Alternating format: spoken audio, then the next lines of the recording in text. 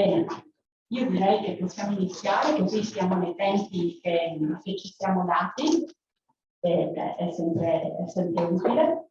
Intanto buongiorno a tutti, buongiorno a chi è qui in presenza e buongiorno a chi è collegato online via Zoom. Spero che sia tutto ok, ma qui al tavolo abbiamo Marco che è il nostro tecnico e quindi la persona che per fortuna sta gestendo tutto mentre io mi concentro sui relatori.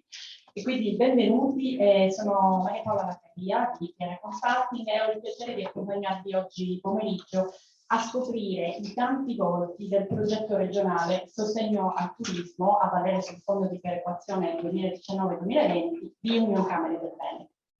Sarà un pomeriggio ricco, se avete avuto modo di guardare la locandina, ma io penso che sia soprattutto un pomeriggio arricchente per chi ha a cuore il turismo del Veneto e, visto che immagino in sala ci siano anche, o soprattutto degli imprenditori, il proprio business. Questo settore, il settore turismo, è stato martoriato negli ultimi 2 anni, sia le microimprese, le imprese medio-piccole hanno sofferto, ma gli operatori, gli imprenditori, come mi piace chiamarli, si sono tirati su le maniche e grazie ad Union Camere hanno qualificato le loro competenze, hanno potuto modificare scelte di mercato, hanno innovato. Non voglio togliere tempo ai relatori, per cui io inizierei subito e lascio la parola per i saluti introduttivi a Valentina Montesarchio, vice segretario generale di Union Camere Veneto.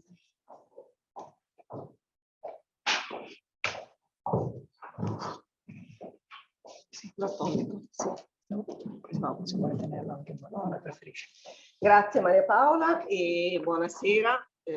Do il benvenuto a nome delle Camere di Commercio del Veneto e di Union Camere del Veneto, che è la struttura che le associa e le rappresenta, e sono contenta di esserci personalmente per salutare tutti gli attori di questo percorso che abbiamo fatto insieme. Innanzitutto le Camere di Commercio del Veneto, e qui un ringraziamento particolare va alla Camera di Commercio di Verona che ci ospita, e poi capirete anche perché.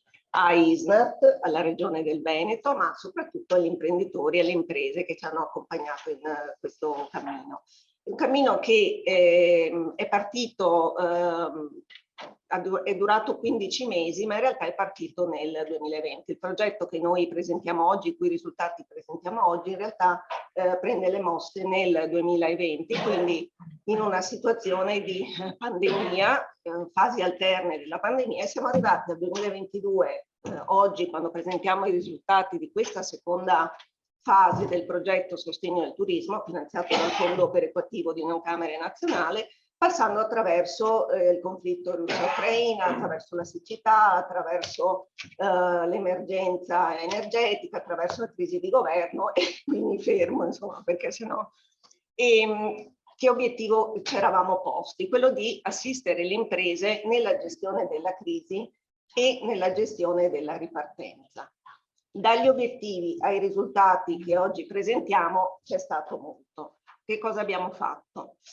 Noi abbiamo fatto quello che facciamo sempre, ovvero abbiamo declinato per il settore turistico, apro parentesi, nel quale le Camere di Commercio lavorano da ben prima che la riforma del sistema camerale 2016 riconoscesse formalmente questa competenza, abbiamo declinato le funzioni del sistema camerale. Ecco quindi che, e voi ascolterete oggi, e tra l'altro tutto quello che ascolterete, che vi racconteremo, è realmente accaduto, e quindi io dico sempre che se è realmente accaduto lo possiamo fare, lo possiamo rifare e migliorare.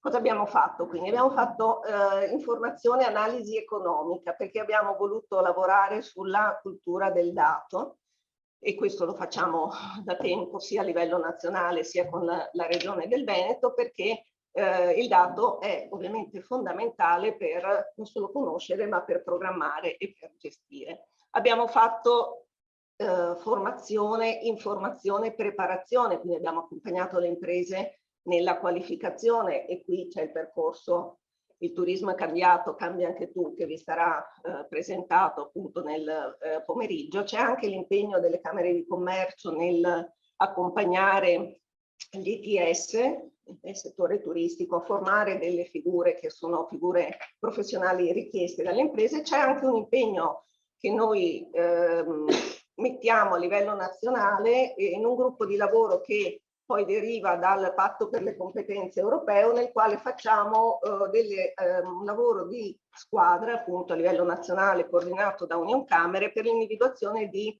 strumenti, risorse per accompagnare le imprese in una transizione verso appunto competenze professionali più rispondenti alle esigenze del momento. C'è poi l'impegno per quanto riguarda la promozione, e qui penso al lavoro che stiamo facendo con la Regione del Veneto nell'ambito del piano strategico del turismo per l'ampliamento, la diffusione dell'utilizzo del marchio ombrello Veneto, dell'End of Venice, per il quale insieme alle Camere di Commercio e alla Regione abbiamo fatto innanzitutto un percorso di analisi delle potenzialità, delle criticità, un percorso di benchmarking e anche di analisi del percepito dal punto di vista degli operatori. Adesso lì stiamo arrivando a una registrazione del marchio come marchio collettivo e c'è già in campo un'operazione di condivisione con gli operatori perché il marchio sia maggiormente riconoscibile e soprattutto sia maggiormente rappresentativo dei valori associati al marchio stesso. E c'è infine la funzione di gestione di risorse che sono risorse camerali, regionali o nazionali. Qua mi viene in mente la gestione che noi abbiamo come Unioncamere svolto l'anno scorso per la Regione del Veneto di circa 25 milioni di euro destinati proprio alla filiera del turismo, ma penso anche alle risorse stesse del fondo perequativo che dal 2018 in Veneto per il settore del turismo ha erogato circa 560.000 euro proprio in azioni come quelle che oggi andiamo a presentare. Quindi questo è quello che abbiamo fatto e che facciamo. C'è però secondo me ancora di più, c'è il ruolo di perno fondamentale che il sistema camerale ha rispetto al turismo in Veneto e questo ruolo deriva inevitabilmente dalla natura delle camere di commercio, che sono un luogo di incontro, un luogo di dialogo tra pubblica amministrazione, imprese, operatori economici e sociali del territorio, perché voi sapete che nelle camere di commercio ci sono i consumatori, ci sono gli ordini professionali, ci sono i sindacati, c'è il settore del credito, quindi è una capacità di generare relazioni, di instaurare un dialogo e soprattutto di instaurare fiducia che non può trovare esempio migliore quello qui oggi di Verona che poi sarà presentato della Fondazione Verona e Garda Foundation, e questo è il motivo poi per il quale mi fa particolarmente piacere essere qui.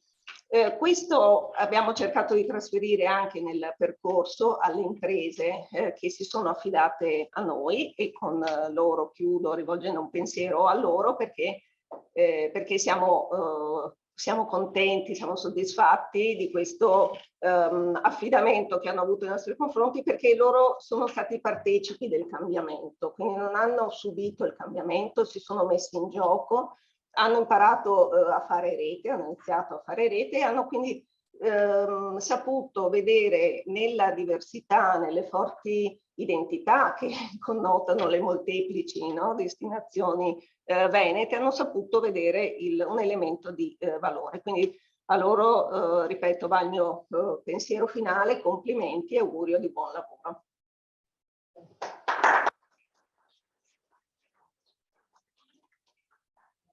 Così ho scoperto i diversi volti di questo progetto, quindi è estremamente articolato e complesso, ma molto, molto bello.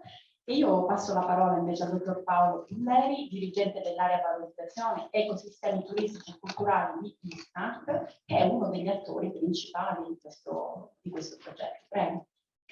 Grazie. Allora, ISNAC è la società consortile del sistema camerale che da circa 30 anni si occupa di turismo, quindi che affianca e accompagna le camere di commercio e le unioni regionali, naturalmente prima di tutto nell'analisi di quella che è la filiera del turismo, quindi tanto dal lato diciamo dell'offerta quanto quello della domanda attuale e potenziale, ma poi anche che in qualche modo cerca di essere il motore di queste progettualità che ci siamo Valentina ha appena accennato, quindi per esempio l'ospitalità italiana, quindi tutto quello che è qualificazione di offerta, attività diciamo, di accompagnamento alla creazione di destinazioni, piuttosto che attività di formazione delle imprese.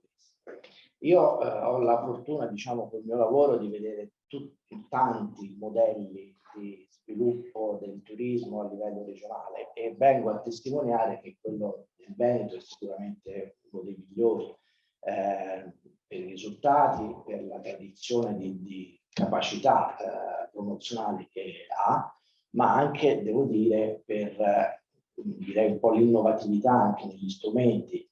Penso alla DMO Lago di Garda, che è stata una delle prime e che posso dire insomma, è presa a modello anche in altri territori. 2 giorni fa io ero a un tavolo con la Regione Umbria. La Regione Umbria sta, grazie anche proprio a questa Camera di compensazione che fa la Camera di Commercio dell'Umbria, e quindi questo luogo un po' di come dire, un po' neutro di compensazione degli interessi, sta facendo esattamente questo percorso, cioè quello di creare un marchio ombrello e lavorare alla definizione di DMO, quindi di organizzazioni per la gestione della destinazione, che lì ancora stanno decidendo a che livello e con che modello, ma guardando a esperienze come la vostra. Noi come ISNAT stiamo anche molto investendo nel discorso diciamo, del monitoraggio di tutti i dati che sono disponibili nella filiera del turismo, che sono tantissimi, quindi stiamo sviluppando una piattaforma Big Data che mette a fattor comune queste informazioni, tanto quelle del sistema camerale che di altri soggetti. Ho già parlato e continuerò il dialogo con l'Osservatorio regionale del Veneto, che anche questa è sicuramente una best practice e che deve comunque, come dire, proprio nella logica della condivisione dei dati e dell'uso trasversale dei dati, che sono fonte di informazione, di analisi, di creazione di policy, parlare con l'Osservatorio sull'economia del turismo del sistema camerale. Abbiamo anche investito su una piattaforma che si chiama Simo e che diciamo, crea attrattori e destinazioni partendo anche da tutto lo scraping, cioè esattamente il tracciamento di quelle che sono le valutazioni che i turisti lasciano online, che è un patrimonio enorme di informazione su quelli che sono diciamo, i punti di forza, ma anche i punti di debolezza di un territorio, di una destinazione. E tutto questo si inserisce essenzialmente nell'attività di osservazione dell'economia del turismo che poi ha declinazioni regionali, e in questo senso io ora lascerò spazio all'intervento del mio collega Alberto Bazzucchi, che da remoto vi mostrerà gli ultimi dati sull'andamento del turismo a livello regionale dal punto di vista dell'osservazione delle camere di commercio. Grazie.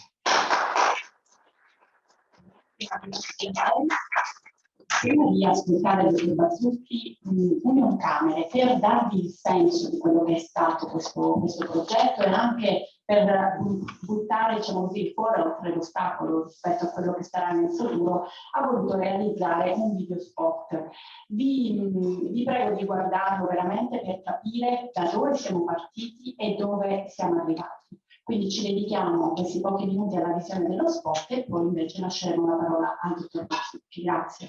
Marco, sei tu il nostro Deus ex machina. Un attimo. Vediamo tutto.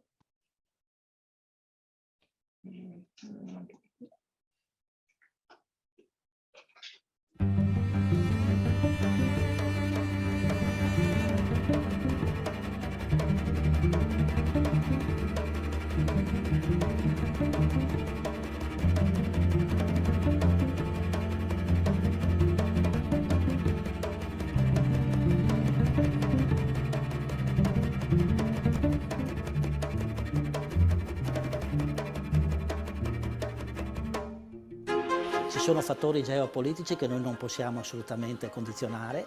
Abbiamo questa guerra alle porte dei nostri paesi, delle nostre città, e questo condiziona molto i flussi turistici e il futuro. 2 anni di eventi inaspettati, una crisi globale senza pari. In questa situazione, Unioncamere del Veneto sostiene gli operatori del turismo nella ripartenza. Per conoscere lo stato di salute del turismo veneto post-pandemia, ha realizzato 2 report e 3 indagini in collaborazione con Isnart e con le Camere del territorio. Nonostante le difficoltà, il Veneto si è confermato destinazione multiattrattiva e a forte vocazione internazionale. Qui il turista viene soprattutto a fare, a svolgere attività, piuttosto che dedicarsi al riposo.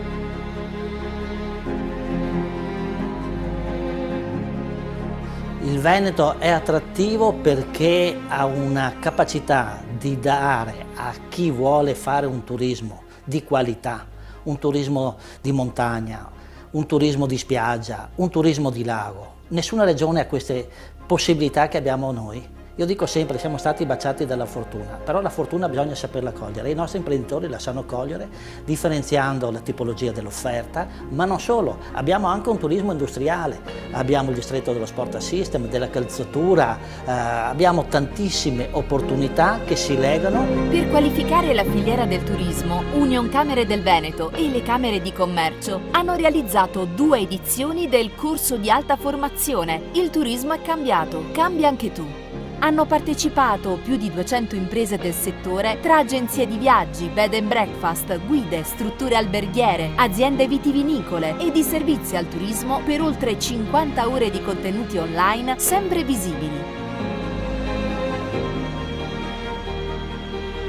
Unioncamere Veneto ci dà la possibilità di partecipare a questo corso che è, penso, fondamentale per piccole aziende come la mia, per essere partecipi di un cambiamento che è epocale attraverso la digitalizzazione delle imprese e che altrimenti da sole è quasi impossibile fare, per una questione economica, per una questione di tempo, per una questione che insieme le cose si fanno meglio.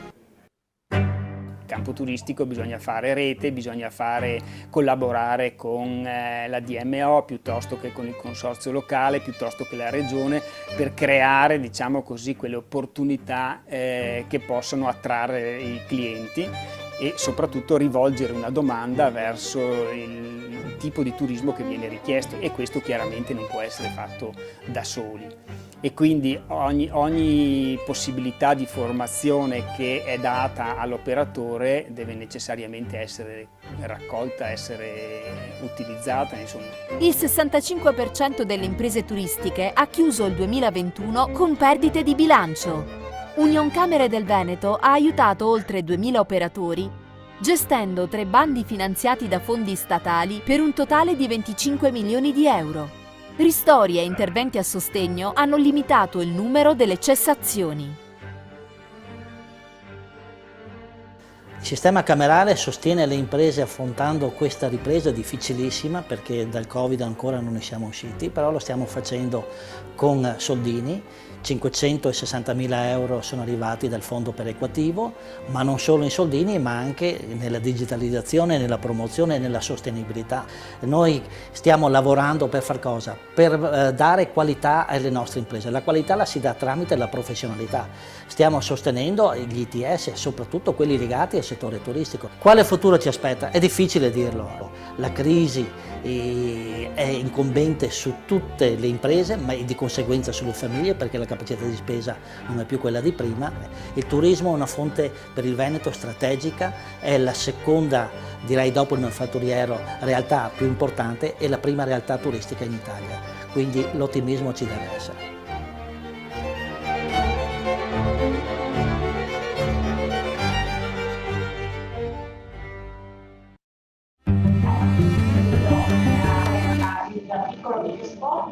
Desidero ringraziare in particolare la Regione del Veneto per le immagini che ci ha dato l'opportunità di utilizzare per la realizzazione del video. Il Presidente Bozza parla di ottimismo e quindi sono curiosa di ascoltare come voi i dati che ci presenterà il dottor Bazzucchi, ricercatore ISNAT, sul report di analisi del turismo del Veneto per il periodo luglio-agosto 2022. Prego, dottor Bazzucchi, so che le slide le condivide lei e quindi noi vedremo. Ecco qua. Bene. Grazie per la parola, insomma, un saluto ovviamente a tutti. Intanto procedo rapidamente proprio insomma, per tener conto dei necessari contingentamenti di tempo rispetto anche agli altri interventi. Intanto preciso che si tratta, questo è il contenuto di tutto il report. Abbiamo immaginato invece di riportarvi soltanto una frazione, una parte di del contenuto complessivo, proprio per stare nei tempi insomma, che ci siamo dati, e quindi rispettare anche le altre presenze, gli altri interventi. Il report nel suo complesso contiene un elevato numero di informazioni. La prima parte di queste riguardano la demografia d'impresa, quindi le caratteristiche evolutive più recenti della filiera turistica in Veneto. Noi ci concentreremo sulla seconda e sulla terza parte, la prima che mette in evidenza gli andamenti più recenti dal punto di vista dei comportamenti dei consumi turistici in Veneto, che fanno riferimento alla prima parte del 2022. La seconda parte ci sarà un focus sulla destinazione del Garda, che utilizzerà in particolar modo i dati che provengono dall'analisi testuale, quindi questo uso delle recensioni e dei commenti rilasciati ai turisti per l'interpretazione delle tendenze e delle caratteristiche evolutive recenti della destinazione.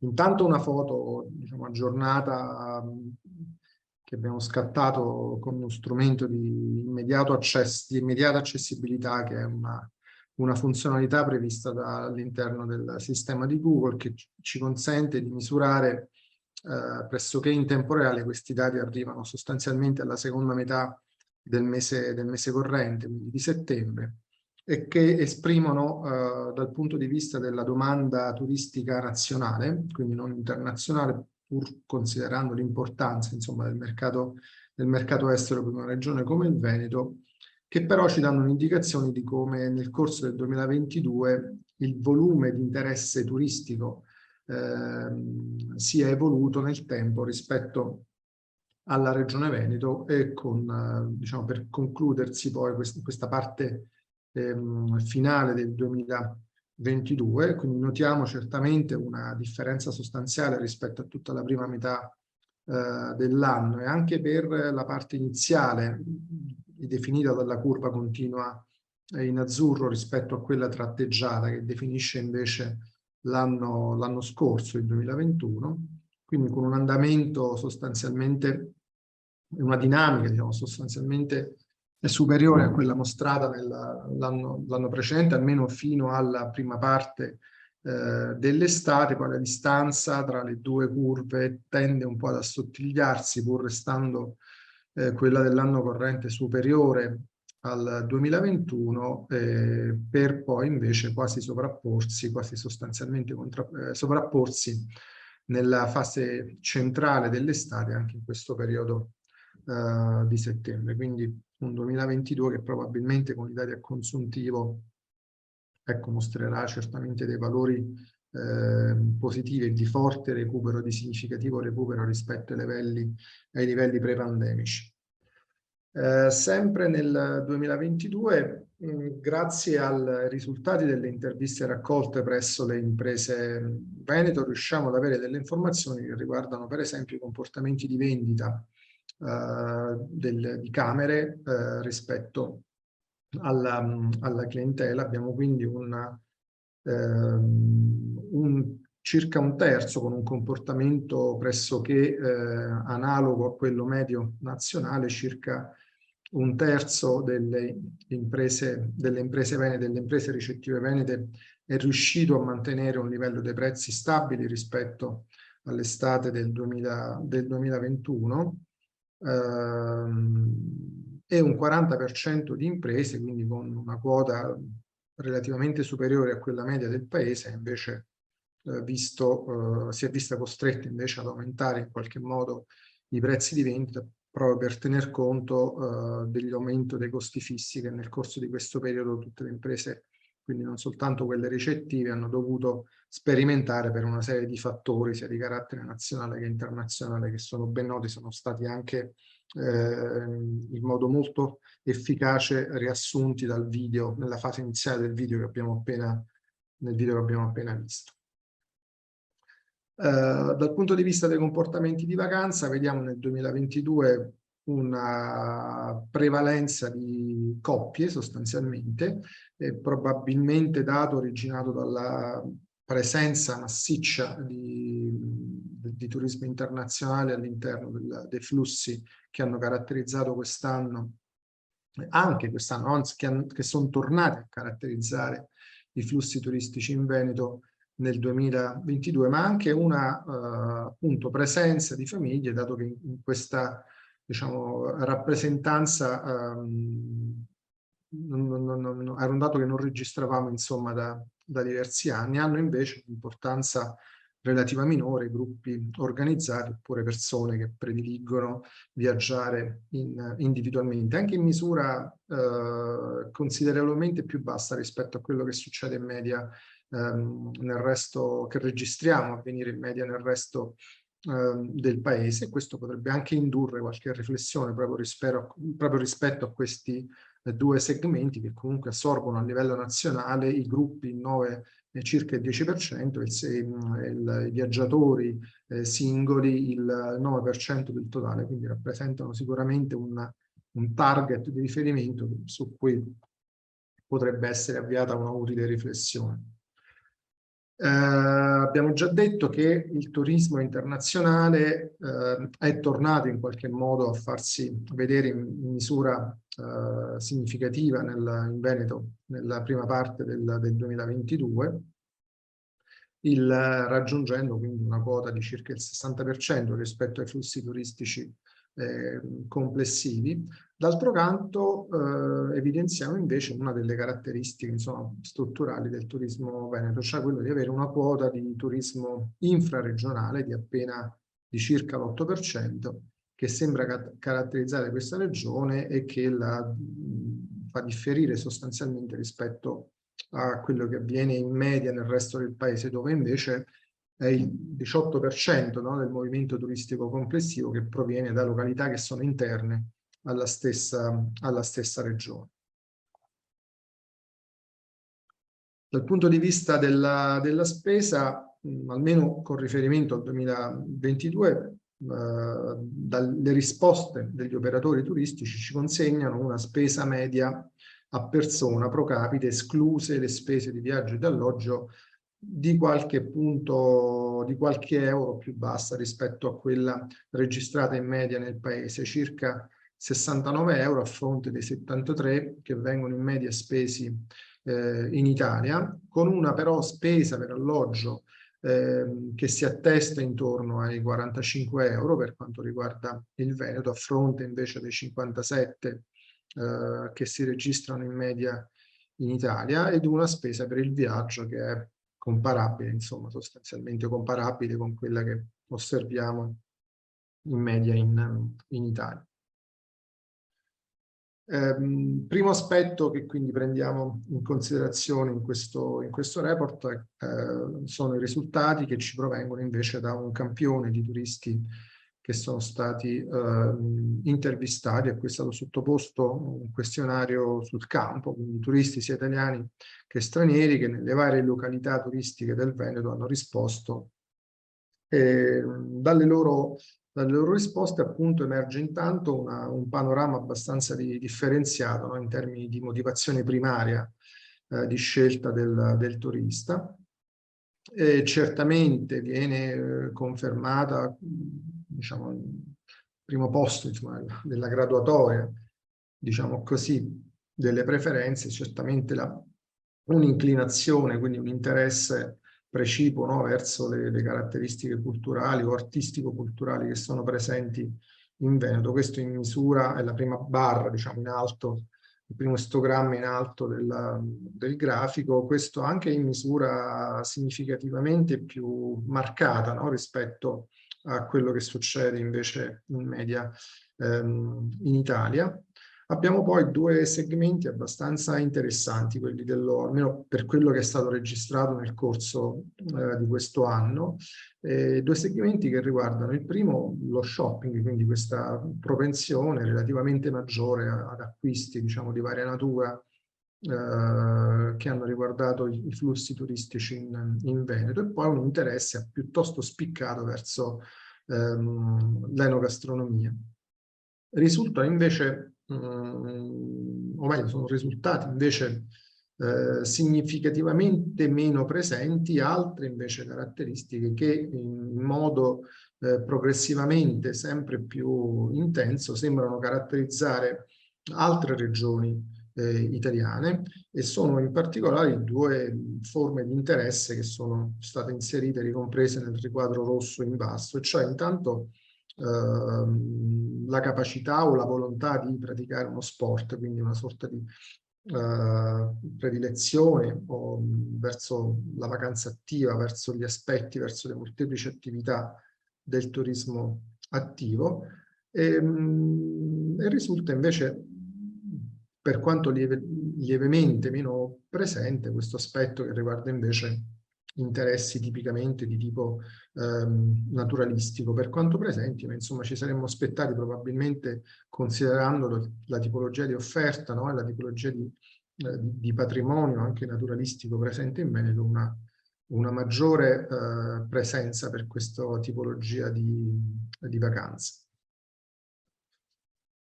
Dal punto di vista delle attività, questa varietà ci era stata in qualche modo già anticipata dal video iniziale, no? Ha pienamente riscontro questa appunto caratteristica multipla, no? del Veneto, di fornire, anche rispetto a motivazioni primarie che possono essere più aggregate, più concentrate intorno ad alcuni capitoli tradizionali del turismo toscano, questa poi in realtà questa effettività, no, diversa, che vede invece il turista coinvolto in una molteplicità di attività una volta raggiunta la propria destinazione. Per cui abbiamo, analogamente a quanto avviene per esempio nel resto del paese, un forte uso del tempo nella realizzazione di escursioni e gite. In questo caso queste riguardano primariamente escursioni che vengono fatte con l'ausilio delle due ruote. Quindi questo 57% medio in realtà è concentrato su 4 grandi voci principalmente. La prima, la più grande di queste, è appunto questa scelta, diciamo, questo interesse verso escursioni che avvengono utilizzando le due ruote. La seconda altra tipologia di attività svolta riguarda visite che vengono fatte presso le grandi città, i grandi centri urbani, o meglio i centri urbani più grandi del Veneto, o altri centri diversi comunque da quelli nei quali si risiede per motivo di vacanza. La quarta area di attività investe, contrariamente o in maniera apparentemente incoerente, no, rispetto a quello che si era visto rispetto alle motivazioni, la frequentazione di aree naturalistiche sembra invece un'attività piuttosto fruita, no, dal turista veneto. C'è anche in qualche modo conferma di quello che vedevamo nelle motivazioni di vacanza rispetto al fatto che, per esempio, una quota piuttosto ridotta, pari a circa il 13%, abbia in realtà svolto attività sportive una volta destinazione. Sembrerebbero quindi emergere da questo quadro, che in realtà è di per sé piuttosto variegato, in realtà degli spazi di domanda che siano stati forse ancora poco esplorati e che costituiscono invece un potenziale da sfruttare, come appunto la vacanza attiva nei suoi molteplici aspetti, o il turismo legato a particolari eventi che si verificano sul territorio. Da questo punto di vista, informazioni di questo tipo fotografano un quadro regionale, quindi in media in realtà rischiano di nascondere dei comportamenti o comunque delle realtà in cui invece questo tipo di attività vengono svolte. Ma questo è un dato medio regionale, quindi avremo comunque bisogno di ulteriori focalizzazioni per inquadrare meglio, insomma, questo tipo di questi segmenti, no, di turismo che in realtà esistono in Veneto al pari di altre regioni. Quali sono i canali di comunicazione principalmente emersi, almeno nel corso del 2022? Sicuramente internet si posiziona al primo posto, no? Anche rispetto a quello che avviene in media nelle altre regioni italiane. Questo è un dato che di solito riflette tipicamente una componente, diciamo, di turismo internazionale maggioritaria rispetto a quella domestica e appunto una maggiore frequentazione dei canali internet disponibili dalle piattaforme social sino ai siti tematici, eccetera, che è una caratteristica, insomma, in particolare del turismo internazionale rispetto a quello domestico, e dato che ha una forma, diciamo, di corrispettivo, diciamo così, nella relativamente scarsa importanza che hanno invece le esperienze personali, cioè l'essere già stato, no? All'interno di in una certa località. Quindi, a differenza di quello che avviene in media nel paese, solo circa un quarto dei turisti intervistati ha dichiarato appunto di essere già stato in Veneto, e questo dato, insomma, questa informazione sembrerebbe rilevare una relativamente scarsa presenza, no, di ripetitori, di repeater cosiddetti, cioè di persone che una volta fatta una certa esperienza di vacanza tendono in qualche misura a ritornare, no, nei luoghi o nella vicinanza o in prossimità dei luoghi in cui hanno soggiornato. Quindi da un lato questa non ripetibilità lascia immaginare che ci siano ampi spazi, no, per il turismo della prima volta, quindi esista una componente prevalente di turismo che è desideroso di visitare il Veneto per la prima volta. Sarebbe da capire meglio, insomma, da indagare in maniera più approfondita le ragioni per le quali sembrerebbe esserci questa scarsa attitudine verso la ripetizione, no, del soggiorno in una località che magari è stata già visitata in passato. Secondo blocco di informazioni riguarda appunto l'uso della sentiment analysis cosiddetta, cioè l'uso dei dati testuali, delle informazioni testuali che mediante un sistema di intelligenza artificiale vengono lette, elaborate, insomma, e rappresentate sotto una serie di diverse possibilità, alcune delle quali vedremo anche nel corso di questa presentazione, che ci danno in sostanza ci rappresentano in sostanza il punto di vista del turista, di che cosa fa, e rispondono in qualche modo alla domanda sugli argomenti, no, di cui i turisti, i visitatori sono soliti parlare rispetto ad una certa località o rispetto ad una certa esperienza di vacanza, e in quanto giudizi hanno la possibilità di essere caratterizzati, di essere polarizzati in maniera positiva, negativa o neutra. In base alle indicazioni provenienti dalle Camere di Commercio Veneto, in questo caso specifico la destinazione per la quale sono state raccolte appunto informazioni, elaborate informazioni di tipo testuale, è la destinazione Lago di Garda, che rappresenta una destinazione turistica sicuramente nota, come diceva anche Paolo Bolleri, ma anche vista come destinazione sperimentale, cioè territorio, essendo essa costituita da un gruppo di comuni su cui lavorare per cercare di capire, sulla base di una serie di dati di tipo tradizionale e più strutturati, accompagnati da dati che invece appunto sono il frutto di elaborazioni testuali, di mettere insieme questo quadro informativo comune, di cercare di derivarne delle possibili caratterizzazioni per policy, per degli interventi che mirino ad un ulteriore sviluppo della destinazione. Intanto, da un punto di vista generale,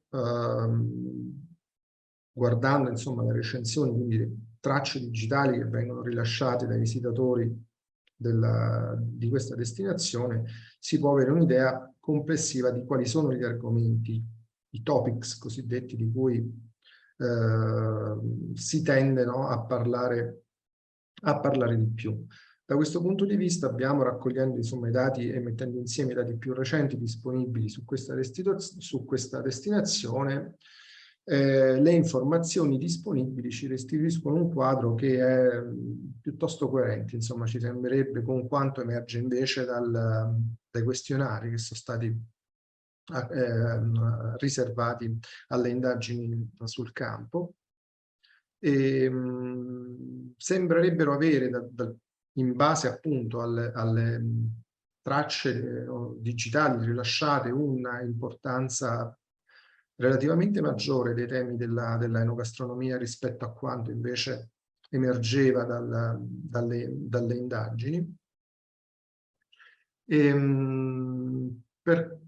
Per quanto riguarda insomma gli altri argomenti, quindi sia con riferimento ai prodotti consumati e alle attività svolte, in realtà sembrerebbe esserci una coerenza di fondo, no, rispetto a quanto dichiarato. Questa coerenza, diciamo, questa connessione con gli esiti delle interviste in realtà non è sempre scontata. In numerosi altri casi abbiamo trovato anche una significativa discrepanza, no, tra quanto o dichiarato dalle imprese ricettive, quindi dal sistema dell'offerta da un lato, dall'altro quanto dichiarato dai turisti e quanto invece poi lasciato in realtà sulle principali piattaforme online. Nel caso specifico la piattaforma utilizzata da Isnart e dalle Camere di Commercio fa riferimento ai commenti, quindi alle recensioni che vengono rilasciate su TripAdvisor, che è comunque una delle principali piattaforme turistiche attive nel paese, e oltre che a livello globale. La distribuzione, nel senso della polarità di queste recensioni, è stata nel triennio considerato la seguente, cioè una prevalente presenza ovviamente di giudizi di tipo positivo, ma anche una non trascurabile porzione di giudizi che invece hanno valutato criticamente, negativamente l'esperienza turistica all'interno della regione, per finire poi in una quota anche questa significativa di circa il 10%, in cui invece i giudizi non hanno avuto un orientamento spiccatamente indirizzato verso la positività o la negatività, ma non hanno evidentemente espresso posizioni precise né verso l'una né verso l'altra. Dal punto di vista temporale, che è uno degli usi, diciamo, di tipo quantitativo che queste tracce riescono a garantire, cioè in evidenza una fisiologica, insomma, crescita verso i mesi estivi, in cui in maniera più che proporzionale vediamo crescere soprattutto, no, i giudizi di carattere negativo, dovuti evidentemente a fattori di congestione o comunque di minore qualità relativa, no, dei servizi turistici, legati al fatto che agosto appunto è il mese di maggiore afflusso tipicamente di qualunque territorio in Italia, per poi comunque rientrare verso le code dell'anno, quindi verso la parte invernale. Una delle modalità con le quali insieme con le Camere di Commercio sono stati riorganizzati i commenti, quindi le recensioni rilasciate dai visitatori, è quelle di attribuirle ad una tassonomia che abbiamo organizzato intorno a tre macro dimensioni. Quindi ciascun commento, meglio ciascun giudizio inserito all'interno di ciascuna recensione è stato ricondotto a tre macro dimensioni. La prima di queste riguarda la dimensione della qualità dei servizi, una macro categoria della quale fanno parte circa 12 aspetti specifici che vanno dal personale alle strutture ricettive, alla ristorazione, alla pulizia dei locali. Quindi ci sono sotto la macro categoria qualità dei servizi ricettivi sono ulteriormente indagati anche i singoli aspetti che compongono questa dimensione. Un secondo livello riguarda la dimensione più intima, più individuale e soggettiva dell'esperienza turistica, e dentro questa macro categoria abbiamo cercato di inserire tutti quegli aspetti, quei commenti che hanno riguardato la sfera più da vicino la sfera individuale, la sfera emotiva della persona, e che attengono per lo più a tipologie di esperienze in cui sono state coinvolte, per esempio, particolari visioni o esperienze di tipo fisico, come la salita, non so, di un particolare percorso alpinistico, escursionistico impegnativo, la discesa di un fiume, quindi anche, soprattutto attività che implicano, no, la sfida o comunque insomma, avventura, e c'è componenti di questo tipo che attengono soprattutto alla sfera individuale. Ed una terza macro dimensione di carattere più generale, a cui invece abbiamo ricondotto tutti quei commenti che riguardano, per così dire, la percezione complessiva della destinazione, quindi la sua raggiungibilità, lo stato complessivo dal punto di vista organizzativo che si è incontrato sul territorio, quando, spesso questi commenti hanno riguardato una presenza di eccezionale situazione di traffico o lunghe file legate alla visita di un certo attrattore di tipo culturale e così via. Quindi commenti che hanno a che fare con una valutazione complessiva della propria esperienza turistica o della località visitata. Dal punto di vista della loro polarità, come si distribuiscono questi giudizi? In questa slide vediamo intanto la prima, no, analizzata la prima macro dimensione, quella che si riferisce appunto alla qualità dei servizi, dove c'è una presenza significativa, no, di valutazioni positive, ma anche una non trascurabile presenza di giudizi negativi. Quindi circa un terzo dei commenti sono stati di carattere negativo. Che cosa hanno riguardato?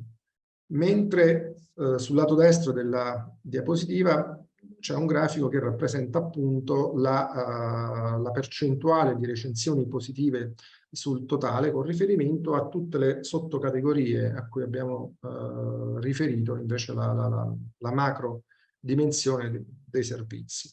E mentre dal punto di vista del personale, per esempio, del grado di pulizia o di inquinamento riscontrato all'interno della destinazione del Garda, sembrerebbero prevalere, insomma, giudizi di tipo positivo, quando poi invece si scende a livello di servizi di ristorazione, servizi informativi e del costo in particolare, quindi dei costi affrontati dal turista una volta giunti a destinazione. Da questo punto di vista evidentemente le valutazioni cominciano a farsi progressivamente sempre più negative. Sono questi quindi i fattori che andrebbero tenuti in considerazione relativamente a questa destinazione, che potrebbero eventualmente essere migliorati naturalmente dal punto di vista di interventi che riguardano il lato dell'offerta. La seconda dimensione, quella dell'esperienza individuale, sembrerebbe essere sicuramente positiva tendenzialmente con riferimento alla dimensione naturalistica e a quella del cuore, quindi dell'emotività, dell'empatia verso una certa destinazione o verso una certa esperienza turistica. Ma questa capacità sembrerebbe, come dire, assottigliarsi e cominciare ad avere delle componenti di negatività, diciamo così, quando invece ci si riferisce alla dimensione artistica, quindi con riferimento alla visita, per esempio, di particolari attrattori di tipo culturale o anche appunto ad esperienze che hanno avuto a che fare, che hanno implicato un carattere di sfida, no? Personale. Ora, quello che qui vediamo da un punto di vista aggregato, in realtà può essere analizzato nel dettaglio, poiché il sistema permette appunto, a partire da questo quadro generale in cui vengono evidenziati gli aspetti principali su cui si appuntano, no, valutazioni di tipo positivo o negativo, il sistema la piattaforma permette in realtà di arrivare anche al dettaglio del singolo commento, quindi vedere puntualmente, specificamente su quali aspetti negativi o positivi si sono appuntate le singole valutazioni, di qui dedurne delle possibili linee di indirizzo per interventi con i quali migliorare l'offerta che viene determinata per i turisti. Terza ed ultima dimensione analizzata, con la quale si conclude anche questa presentazione, riguarda appunto la percezione complessiva della destinazione, della propria esperienza di vacanza. Anche in questo caso vi sono una preponderanza di giudizi di tipo negativo, ma esiste anche una parte, una frazione diciamo significativa di giudizi negativi, che hanno riguardato non tanto gli aspetti di carattere proprio generale, no, della destinazione, ma sembrano invece caratterizzare soprattutto gli aspetti connessi con l'organizzazione territoriale e con la raggiungibilità. Questo è un aspetto che noi abbiamo riscontrato anche nelle interviste ai turisti, dove appunto il punteggio medio più basso, la valutazione media più bassa assegnata dai turisti rispetto a particolari tipologie di servizi incontrati o fruiti, consumati nella regione Veneto, ha esattamente riguardato sia gli aspetti della raggiungibilità, quindi dell'organizzazione del trasporto pubblico locale, per esempio, ed anche e soprattutto gli aspetti legati al costo della ristorazione, ma anche di altri servizi. E qui in qualche modo, anche attraverso questa rilevazione che viene fatta su TripAdvisor, riscontriamo invece una certa coerenza rispetto alle raccolte con altri strumenti, con altre modalità. E questo intervento si conclude qui, ovviamente non vi parlo insomma della nota metodologica che per chi fosse interessato inserita all'interno del report.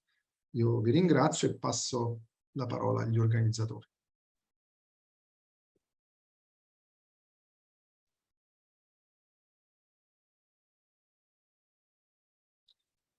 Non sento nulla. Marco,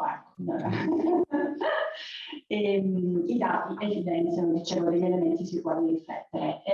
Prima di dare la parola al prossimo relatore, volevo ricordare sia alle persone che sono collegate che alle persone in presenza che possono fare delle domande, perché poi alla fine lasceremo proprio pochi minuti, però insomma ci sarà la possibilità di fare delle domande e se non riusciremo a rispondere qui in sala, comunque chiederemo ai nostri relatori di rispondere. Ora io chiamerei qui invece al tavolo dei relatori Claudio Del Montenuto del consorzio Starting4, che è la società che ha realizzato il percorso di alta formazione Il turismo è cambiato, cambia anche tu, che è stato realizzato in 2 edizioni. La prima edizione è totalmente online, perché eravamo ancora in situazione di come dire, pandemia importante. La seconda edizione invece si è riusciti a farlo anche in qualche modo in presenza. E quindi lascerei a Claudio raccontarci il senso di questo percorso, e poi avremo 2 brevissime testimonianze da parte di 2 imprenditori che hanno partecipato al percorso. Una l'avete vista già nel video, è anche di Verona, ma come sempre estremamente disponibile, Elisabetta Serpelloni di Lana Iacci qui con noi, e invece abbiamo una persona che da Feltre è venuta qui, Ennio Canova di Dolomiti Mare, che poi appunto ci racconteranno cosa si sono portati a casa, giusto perché, come diceva Valentina, le cose sono state fatte e quindi si può anche capire come sono andate. Prego Claudio. Prego di rimanere nei tempi anche a te. Faccio del mio meglio, richiami, sto in piedi perché così c'entro meglio tra lo spartiacque. Meglio più in là. Non vorrei coprire per la questione della camera, allora qualcuno lo perdo. Sì, sì. Grazie. Obiettivo del percorso, quindi vi parlo di questo percorso che è stato diciamo, concepito insieme a Union Camere e da dove nasce questa cosa? Nasce con l'idea di riuscire a aumentare la competitività dell'impresa e in fondo tutto il percorso che Union Camere ha messo in piedi con il fondo perequativo a questo fine, come ha detto prima Valentina Montesacchio. Si parte nel 2020, succede quello che succede, e una delle questioni che emerge immediatamente e fa riflettere, io dico delle cose che magari potrebbero essere anche un po', come posso dire, sollecitanti nel mondo delle imprese. Si avverte immediatamente la fragilità del sistema turistico e delle imprese turistiche. Perché? Perché nel momento in cui c'è un fenomeno di crisi che rallenta fortemente, per non dire blocca, i ricavi per alcuni mesi, perché non è durato il blocco totale, no, degli anni, è durato alcuni mesi, già le imprese vanno in crisi. E questo deve lanciare immediatamente un campanello d'allarme, perché una condizione di quel tipo vuol dire che in fondo le imprese sono fragili e deve attivarci immediatamente. No? Quindi queste purtroppo è normale che siano cose che si percepiscono quando ci sono questi problemi, perché quando va tutto bene, in genere queste cose qui non si, a volte percepiscono, non emergono, quando le cose diventano critiche, vediamo immediatamente emergere i punti di fragilità. Quindi appunto proprio da questa consapevolezza, quindi dall'obiettivo che avevo invocare, da questa nostra valutazione, abbiamo messo in piedi nel 2020, era tutto online, era tutto digitale, quindi un percorso abbastanza sintetico, dove siamo andati a toccare comunque quelli che per noi sono dei elementi importanti, perché quando parliamo di redditività di un'azienda, questa tocca alcuni elementi chiave del marketing in generale. Tocca una cosa che sta a monte di tutto del modello di business, poi tocca la capacità di posizionamento nel mercato, e tenete conto che il posizionamento, che è un elemento tecnico di definizione del marketing, ha in sé un elemento sostanziale. Parliamo di valore percepito che corrisponde alla tua capacità di generare economia attraverso quello che è la tua politica commerciale e la politica soprattutto del pricing, cioè il prezzo che tu riesci a proporre al mercato. Altro elemento sostanziale è la capacità di creare prodotto a valore aggiunto che contribuisce al posizionamento, e ultimo aspetto, ma per le aziende di solito è il primo aspetto importante, è la capacità di vendere, perché se non vendo tutto quello che c'è dietro non sta in piedi. Qui c'è un passaggio epocale dall'economia degli anni 80-90, dove era tutto prodotto, perché quando facevi bene il prodotto la vendita veniva quasi automaticamente. Oggi, negli anni 2000, e avveniva ancora di più, questa cosa non esiste più, è invertita. Ci sono aziende, anche nel settore turistico, ho visto dei casi, studio straordinari da un certo punto di vista, non ho il prodotto, cioè lo concepisco solo, non ce l'ho fisicamente, lo vendo, lo metto sul mercato e se funziona lo realizzo dopo. C'è una struttura in Alto Adige che ha fatto questo con delle camere, che prima di fare un investimento importante ha detto: senti, c'è da vedere se funziona. L'ha buttato fuori, l'ha venduto a piena occupazione per 1 anno e mezzo e poi ha detto: sai che c'è, la realizzo. Quindi capite come si è radicalmente ribaltata la questione. Dopo il 2022 si ritorna a condizioni che si pian piano normalizzano, e quindi ci siamo chiesti con Unioncamere cosa in realtà potremmo fare per percorrere una strada più strutturata nell'ambito della formazione. E quindi abbiamo deciso di compiere un percorso di formazione piuttosto strutturato, diviso in 3 momenti. Un momento che abbiamo chiamato divulgativo, ancora sostanzialmente fatto di piccole parti online, dei video e dei webinar. Una seconda fase di approfondimento, ancora in questo caso c'erano delle difficoltà organizzative per fare in presenza, quindi l'abbiamo fatto ancora una volta con video, anche per un altro motivo, che restano. Perché altrimenti gli incontri, c'è il momento dell'incontro, poi ti sei preso gli appunti, ti bene o male, ma poi scappano via, invece i video restano.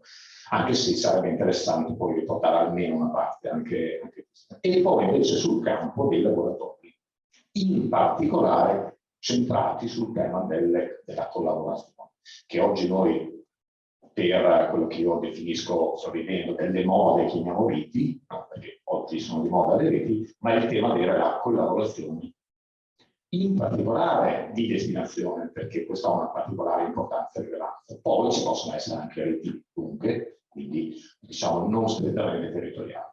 Qui poi le aziende fanno riconosciute. Ora, detto questo, e molti di voi hanno partecipato, quindi non metto nei dettagli che già conoscete, invece approfitto per alcuni spunti. Questo che per la nostra esperienza di oltre 20 anni nel mondo turistico è una delle principali criticità, la continuità. Siamo refrattari alla continuità. Questo vale per le destinazioni, vale per le strategie di marketing, vale per le strategie di comunicazione, vale per il prodotto, per cui ancora oggi, quando facciamo assistenza ad alcuni clienti, costruiamo il prodotto e dopo 6 mesi ci dice ma il prodotto funziona.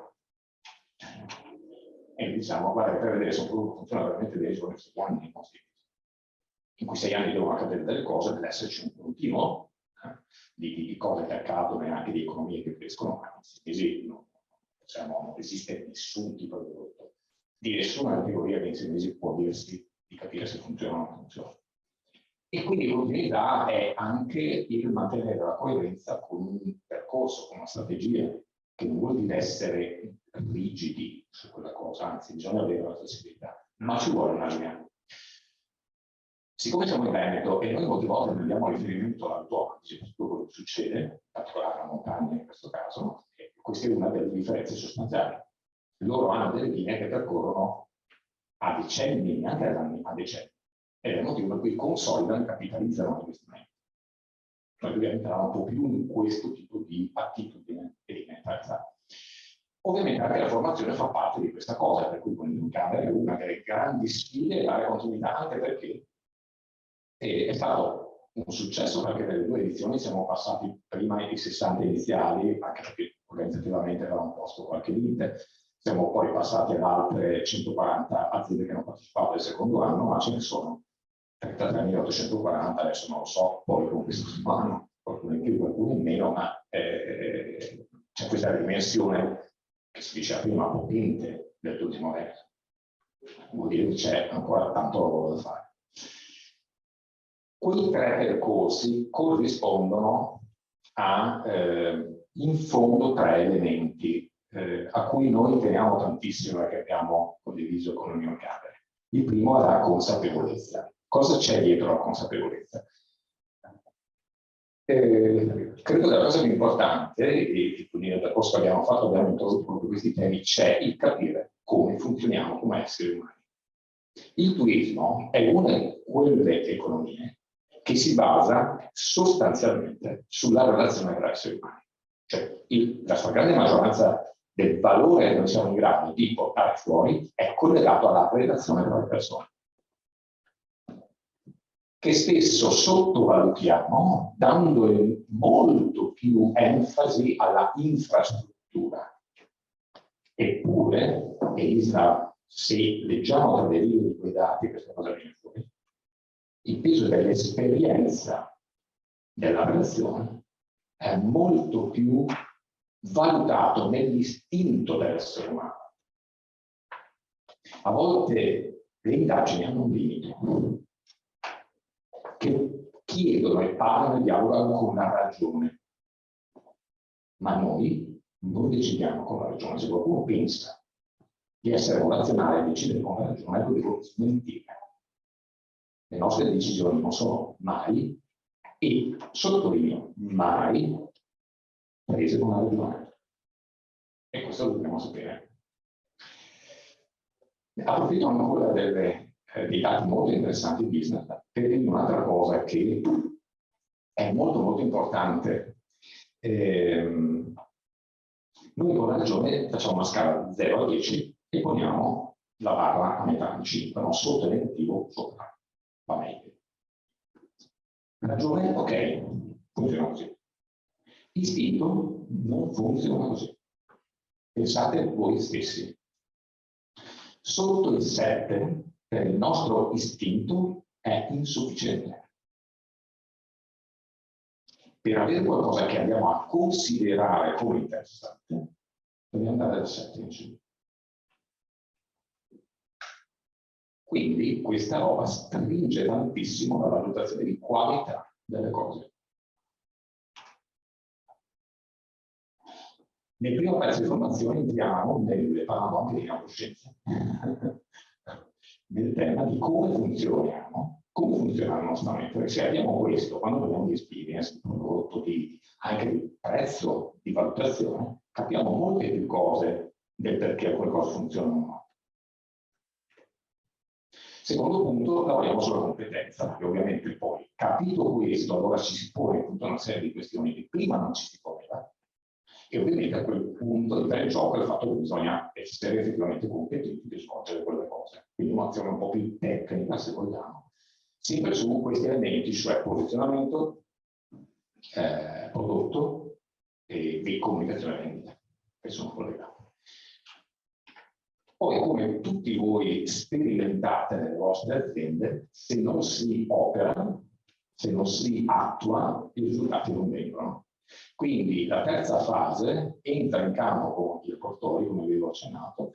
In questo caso, parlando di reti, ma per quale ragione abbiamo detto facciamo l'applicazione pratica attraverso le reti o comunque in generale attraverso i sistemi collaborativi? Perché il turismo è un'economia particolare. Il mondo manifatturiero, sto facendo una generalizzazione perché sono poi mi dite ma non è tutto così, ma cercate di capire. Fa un prodotto, cioè un'azienda fa un prodotto che commercializza. Quindi questo prodotto qui è un completo che è gestito e controllato in tutte le fasi, quindi progettazione, produzione e commercializzazione da un'azienda. Il mondo turistico non funziona così, perché il turista che entra in una destinazione per fare un viaggio, compra un prodotto che è il viaggio, che è fatto di tanti pezzi. Quindi faccio il parallelo. Nel mondo turistico, questo prodotto qui, che è l'insieme, è fatto da tante componenti indipendenti che sono le singole aziende. La struttura ricettiva, dove vado a mangiare, i servizi, eccetera. Quindi ha un problema in questo senso. È costituito da componenti slegate e indipendenti, che sono le singole aziende, ma viene percepito dal mercato, acquistato come unico. Questo è il motivo per cui oggi è sempre più indispensabile lavorare in termini di rete all'interno di un prodotto, e quindi possono essere reti di destinazioni quindi locali o reti anche potenzialmente private. Però questo è un passaggio fondamentale per le imprese. Questo cosa vuol dire? Che tutte le imprese devono iniziare a concepire le azioni collaborative come parte integrante del proprio business e non come una cosa esterna che guardo, come non c'è ancora ci capita di sentire dire ma voi del consorzio cosa fate? Voi di solito voi è il direttivo del consorzio, no? Voi cosa fate? No, cosa fate voi? Quello è tuo, per una parte. È il tuo business, non è il tuo altra roba, è il tuo business. Poi se funziona o non funziona, parliamone perché funziona o non funziona. Okay.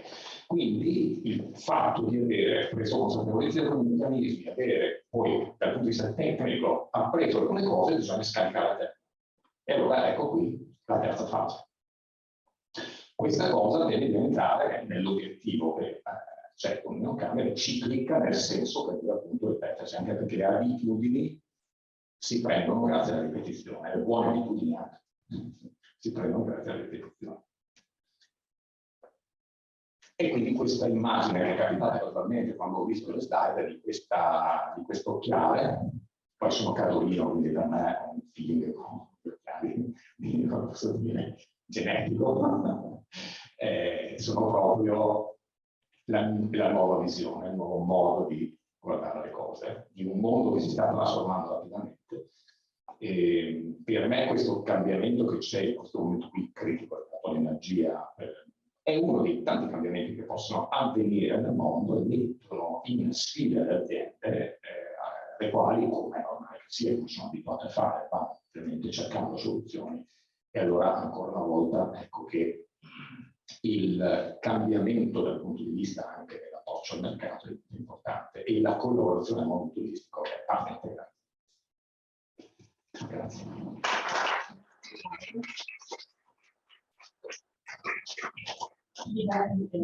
Elisabetta, vieni qui che ti faccio una domanda, così ci racconti. Non troppo difficile, dopo che ha parlato Claudio. Accomodati, perché ci siamo. Mi siedo qua vicino a te. Ti agiti? Sì, esatto. Scusate, non sono abituata a parlare in pubblico, anzi forse è una delle prime volte. Ecco, una delle prime perché hai già fatto, avete visto il video. Quando ti abbiamo intervistata era ancora una situazione problematica perché tu hai avuto questa idea molto bella di avviare un percorso nuovo per la tua agenzia di viaggio, ma in un momento in cui poi dopo è successo quello che è successo. Quando ci siamo viste fuori mi hai detto va bene. Va meglio.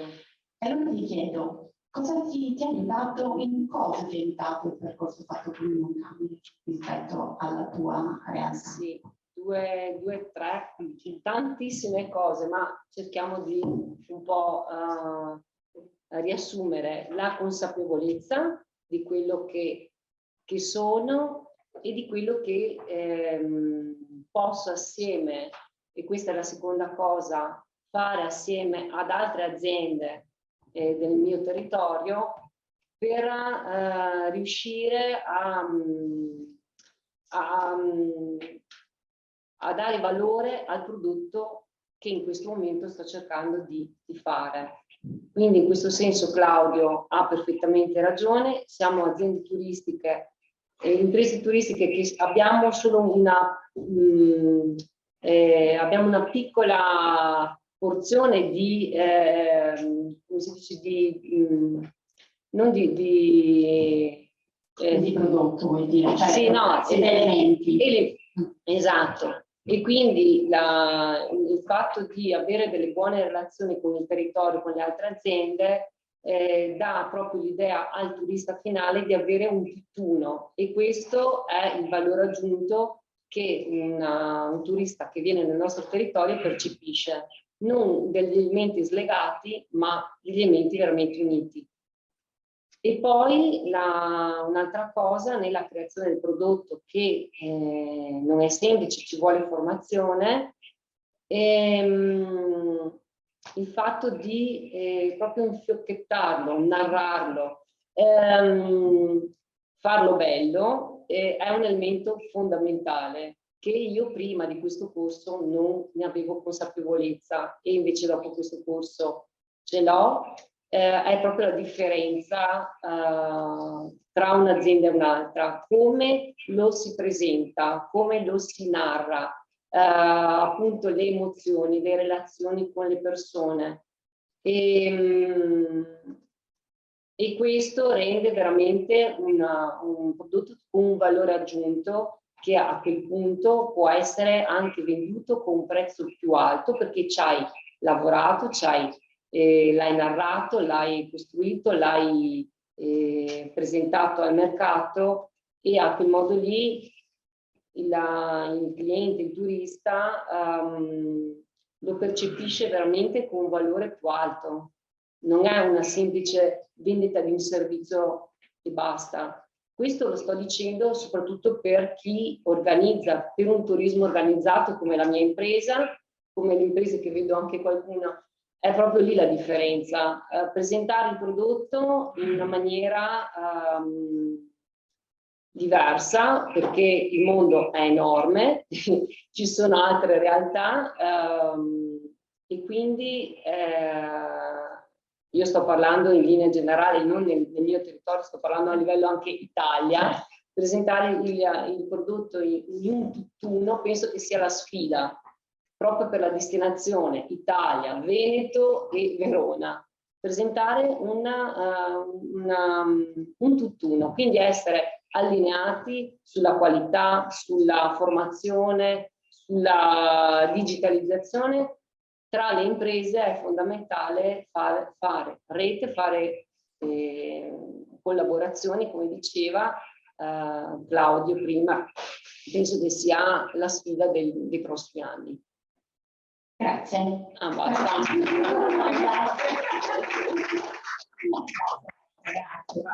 E chiamo qui invece Ennio Canova di Dolomiti Mare. Ennio è l'inventore, così vuole essere chiamato, di Dolomiti Mare, questa rete che non è una rete veneta, ma è una rete italiana. E, tu cosa ti porti a casa? Cosa ci racconti di questo percorso e di questa tua idea? Sì. Buonasera a tutti, mi sente? Allora, sapete che tante volte le idee più belle sono quelle che nascono per caso, no? Allora, c'è stato gennaio, mi è arrivata l'email se volevo partecipare a questo corso. Il turismo ha cambiato, cambia anche tu. Geniale il titolo. Già il titolo, una figata. No. Bene, lo facciamo.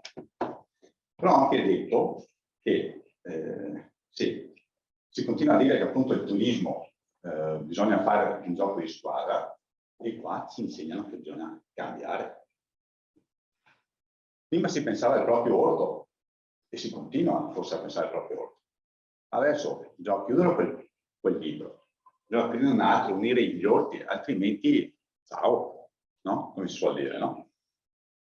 Noi abbiamo visto un esempio molto calzante, andiamo sul pratico, il benzinaio.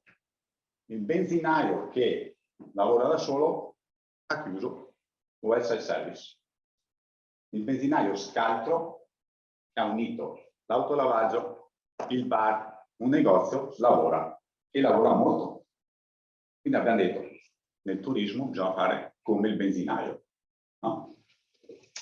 E sì che abbiamo iniziato questa idea. Nel 2016 abbiamo detto, iniziamo ad aggregare le case vacanze, i bed, gli agriturismi, poi il turista ha bisogno di mangiare, via, andiamo a trovare i locali, andiamo a parlare con i titolari dei bed, dove mandi i tuoi a mangiare, dove mandi i tuoi turisti a fare l'attività sportiva e li abbiamo legati insieme. È stato un lavoro che è iniziato nel 2016 e c'è un sito, si chiama dolomitimare.it, perché va dalle Dolomiti ma al mare del sud, ma Ionio.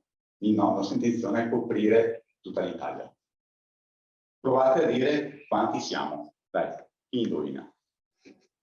Circa. Quanti siamo in tutto? Quanti lavorano? No? Come realtà turistiche sul territorio. Dai che vi rendo un po' partecipi. Siamo in 400, quindi siamo 150 posti dove andare a dormire, oltre 100 locali dove andare a mangiare, 35 cantine, oltre 20 maneggi, aziende agricole e noleggi vari, in 400. Prima parlavamo del video, bisogna creare i punti. Noi abbiamo iniziato a creare i punti, no? E dopo a un certo punto ci siamo detti durante il percorso, ma sto turista, sto benedetto e sfigato turista che quando si muove è sempre abbandonato, cosa gli serve in primis? La mappa, no? Gli serve una mappa, però serve digitale. Allora siamo andati a vedere chi può darci una mappa digitale, siamo andati a vedere e abbiamo visto che c'è una ditta che si chiama Freight & Bern che produce mappe da ben 130 anni, questa non solo da 10 anni, da 130 anni. Siamo volati a Monaco, li abbiamo visti, e gli abbiamo detto, noi abbiamo una torta piena di strutture, di servizi, come dice la Maria Paola, se vuoi fare una buona torta devi avere gli ingredienti giusti. Noi abbiamo una torta, ci serve il tuo servizio, l'app digitale, in modo che il turista possa arrivare sul posto e abbia tutto pronto. Abbiamo parlato un'ora, avevano idee totalmente opposte e abbiamo fatto cambiare idea. Proprio, siamo 4 anni che collaboriamo con questa ditta e noi il progetto è su un'app mondiale, di una ditta che fa mappe a livello mondiale. Quindi una persona che ha scaricato questa app vede i punti e adesso ci stiamo lavorando, stiamo integrando tutti i punti, un po' a volte stiamo andando avanti. Quando abbiamo iniziato il corso con loro non erano conoscenza di questo, di questo progetto che noi abbiamo fatto. Poi un'altra cosa aggiungo, ci vuole la mappa, poi tu turista cosa ti serve? Un portale, ce la fate arrivare in qualche maniera, no? Abbiamo trovato un portale straniero, porta in Italia 1.200.000 persone, gestisce 1200 case di vacanze e questo qua porterà gente in Italia, target medio alto. Quindi gente, loro lavorano la Scandinavia e l'America, quindi arriverà in Italia questo pubblico, facendo un gioco di ponti, come dicevamo prima. E noi quando abbiamo iniziato appunto il percorso con loro hanno starting for, Maria Paola, Claudio, non sapevano, ma è una conoscenza che noi avevamo questo progetto. Però noi ci siamo riflessi in quello che ci dicevano. Cioè, tutte le cose che ci hanno detto, abbiamo detto, boh, ci dicevano selezionare partner migliori, così avrai risultati migliori. Fatto. L'importanza di ascoltare e la sicurezza, fatto. No? Il progetto deve essere narrato ed è quello che stiamo iniziando a fare adesso. Se vuoi fare una torta, come lo diceva lei, servono tanti ingredienti, bisogna metterli insieme, unire gli ordini, quello che vi dicevo prima, no? Ecco. E quindi siamo andati avanti con questo progetto e abbiamo visto che noi eravamo nell'aspetto pratico e loro erano l'aspetto teorico. Sì. Siamo in linea. Il messaggio appunto che, e loro non sapevano di questo progetto fino a una settimana fa, sì, questo progetto si chiama Dolomiti Mare, l'ho conosciuto una settimana fa, sì, prima non lo sapevo. Il messaggio che si vuole dare è che abbiamo visto che quando hai a che fare con persone capaci e competenti, no, si riesce a fare tante cose insieme. Noi abbiamo messo insieme 400 realtà in 12 regioni d'Italia, le abbiamo collegate, ci sono dei ponti. Chi dopo compra un passaporto turistico, dopo ha un pass che può girare in queste 12 regioni con delle convenzioni e sorprese. Questa è la nostra idea del progetto. Quindi ora c'è una rete turistica, tutti invitati, si tratta di dire mettiamo insieme le idee e così riusciamo a recuperare il tempo perso con i trentini, a fin di conto. Questo è il nostro messaggio che vogliamo dare. E abbiamo visto che con loro, guarda, noi stiamo facendo quello che loro dicono. Abbiamo visto e concretizzato questo, abbiamo avuto una conferma di quello che abbiamo fatto in questi 6 mesi. Bene. Grazie.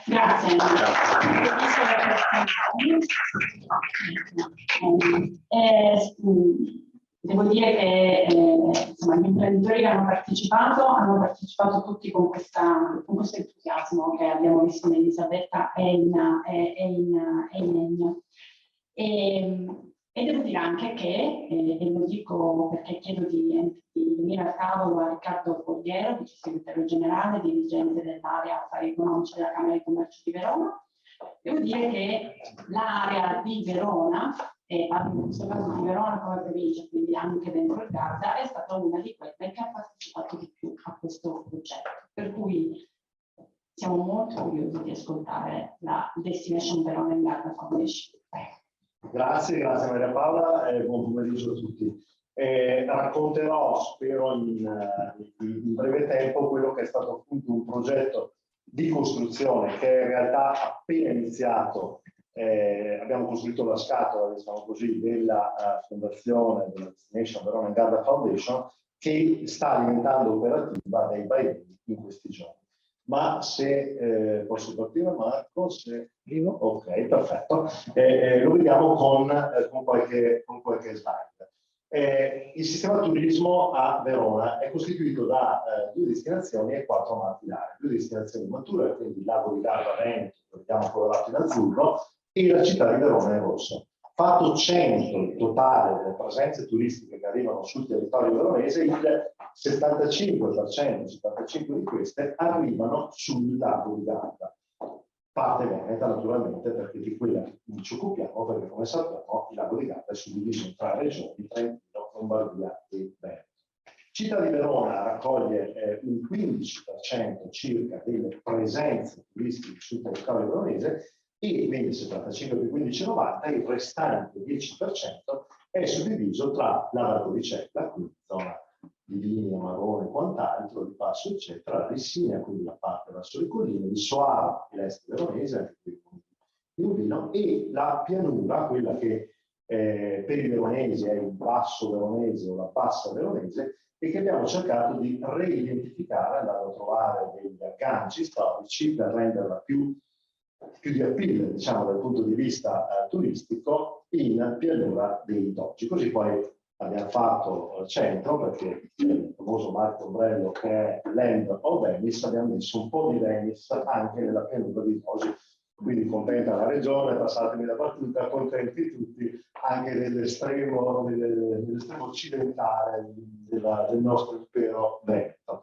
Detti quindi questi sei sistemi, abbiamo cercato di metterli a regime. Allora qualcuno prima, mi sembra, sia Valentina o qualcun altro, insomma già introduceva il tema delle DMO, che non è quello che abbiamo fatto con la fondazione, sono due cose distinte. Lo ripetiamo sempre per tutti, lo ripetiamo soprattutto a tutti gli attori che abbiamo messo insieme, che stiamo mettendo insieme in questo progetto, facendo loro capire che la legge regionale, ma sicuramente poi il dottor Mattiolo sarà più preciso di me su queste cose, ha creato le destination management organization, organizzazioni, gestione delle destinazioni, che si voglia dire, su Verona, sulla nostra provincia.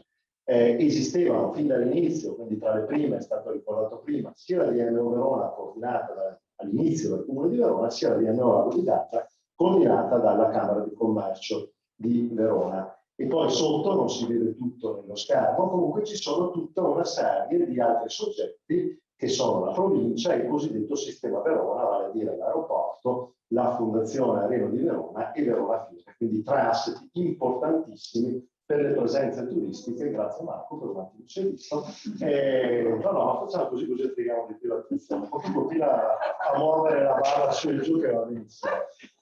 Ci siamo messi d'accordo.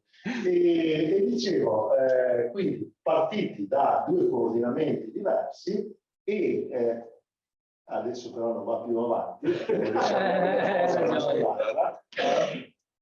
Ecco, adesso più avanti di due. Va bene, e dicevo, ieri erano queste.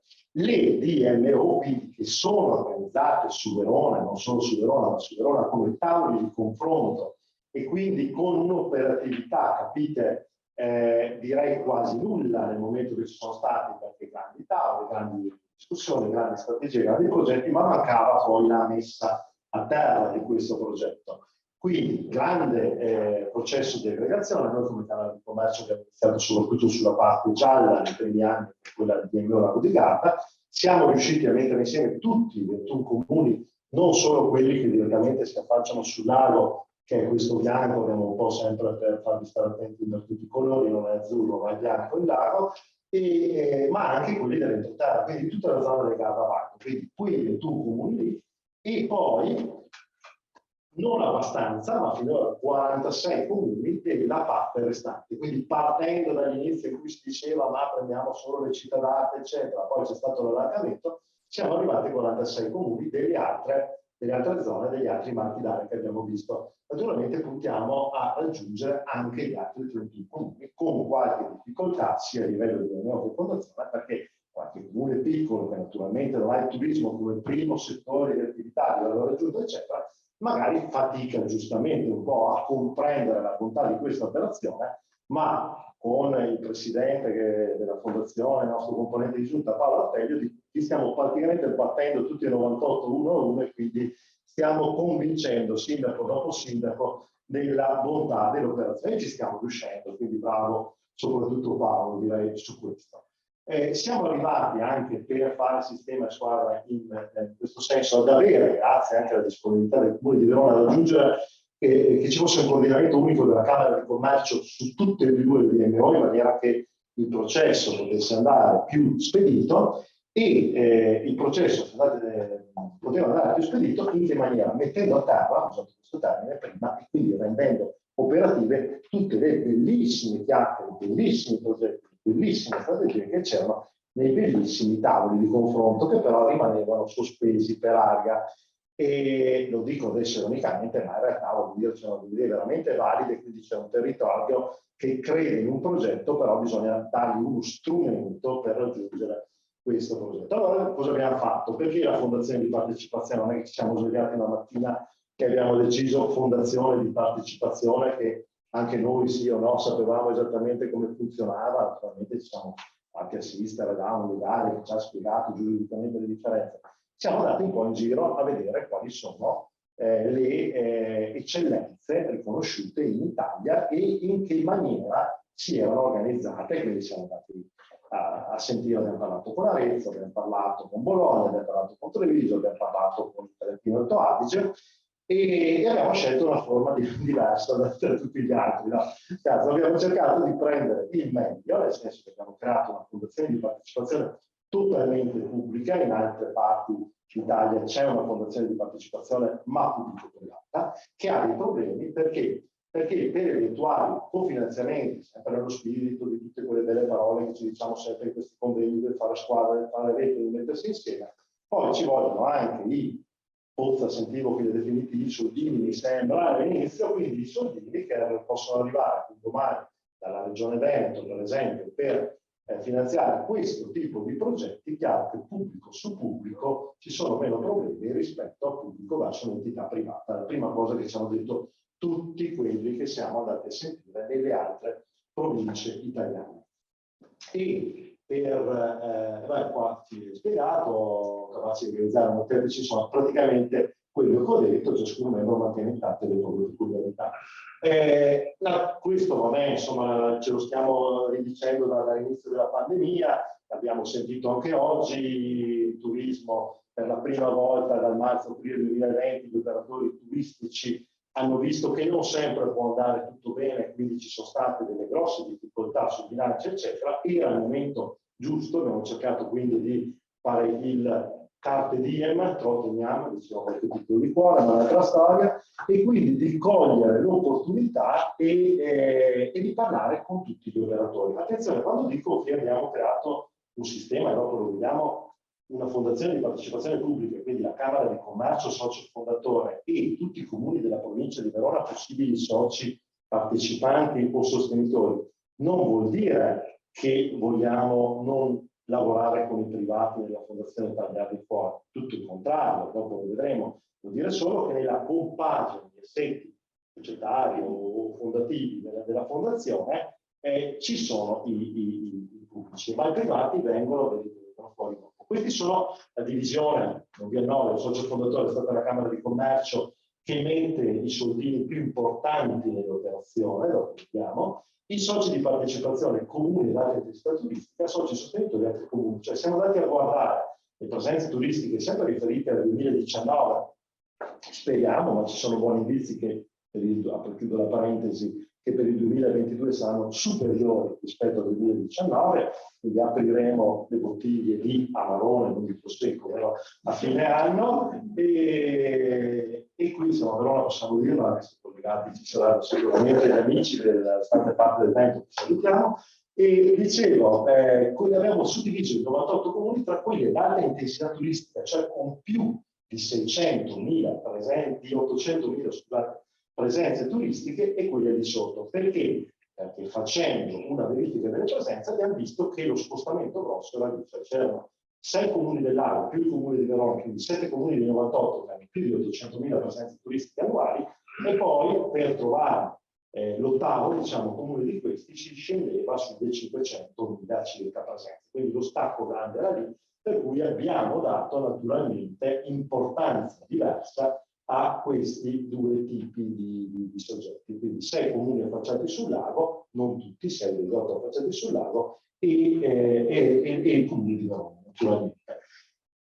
La governance, perché poi sapete quando si fanno queste cose bisogna perderci tempo, ma opportunamente bisogna perderci tempo, perché come tutte le cose, se si cercano di costruire nella maniera migliore prima, poi i problemi dopo dovrebbero, speriamo, facciamo di vita, vero Paolo, dovrebbero non esserci quando si entra in gioco nell'operatività al 100%. Quindi la governance, come potete capire, insomma, abbiamo parlato con 98 comuni, è stata una parte importante.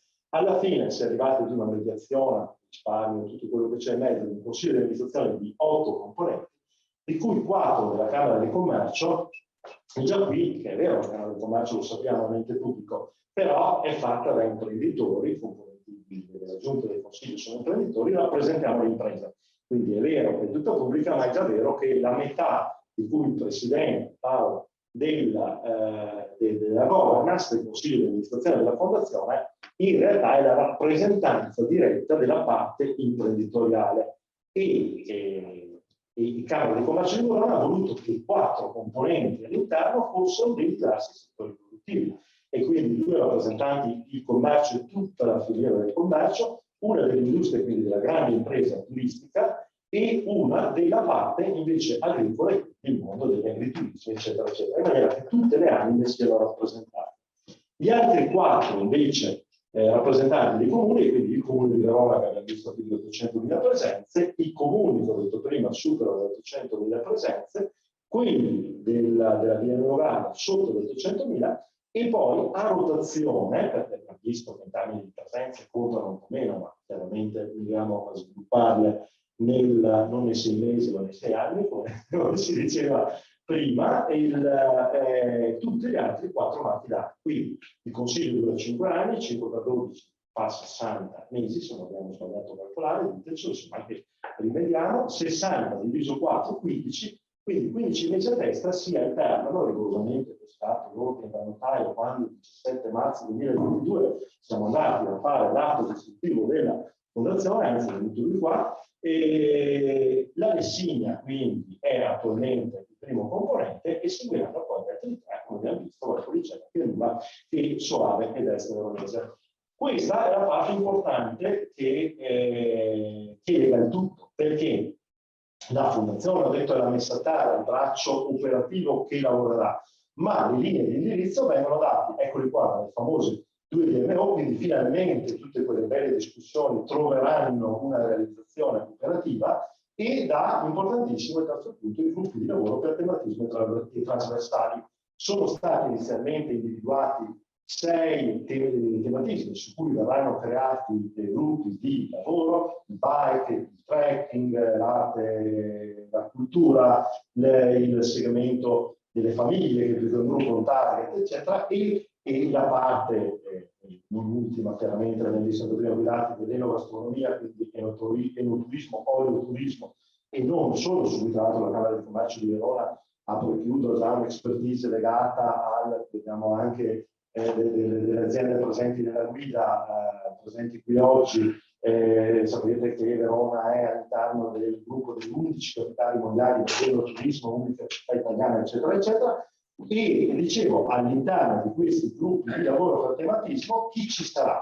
Ci saranno gli imprenditori, non necessariamente veronesi, non necessariamente veneti, potrebbe essere, per esempio, nel campo del bike, l'imprenditore italiano, ma perché no, europeo, che ha una visione che sa indicare la rotta, con una serie naturalmente poi di imprenditori locali, attori locali competenti su questo. Si chiamano gruppi di lavoro, non saranno gruppi di lavoro tavoli buttati lì che non concludono niente, saranno gruppi di lavoro che si danno degli obiettivi da raggiungere in tempi determinati e se no uno non ne fa parte. E poi un comitato di supporto legato all'Università di Verona.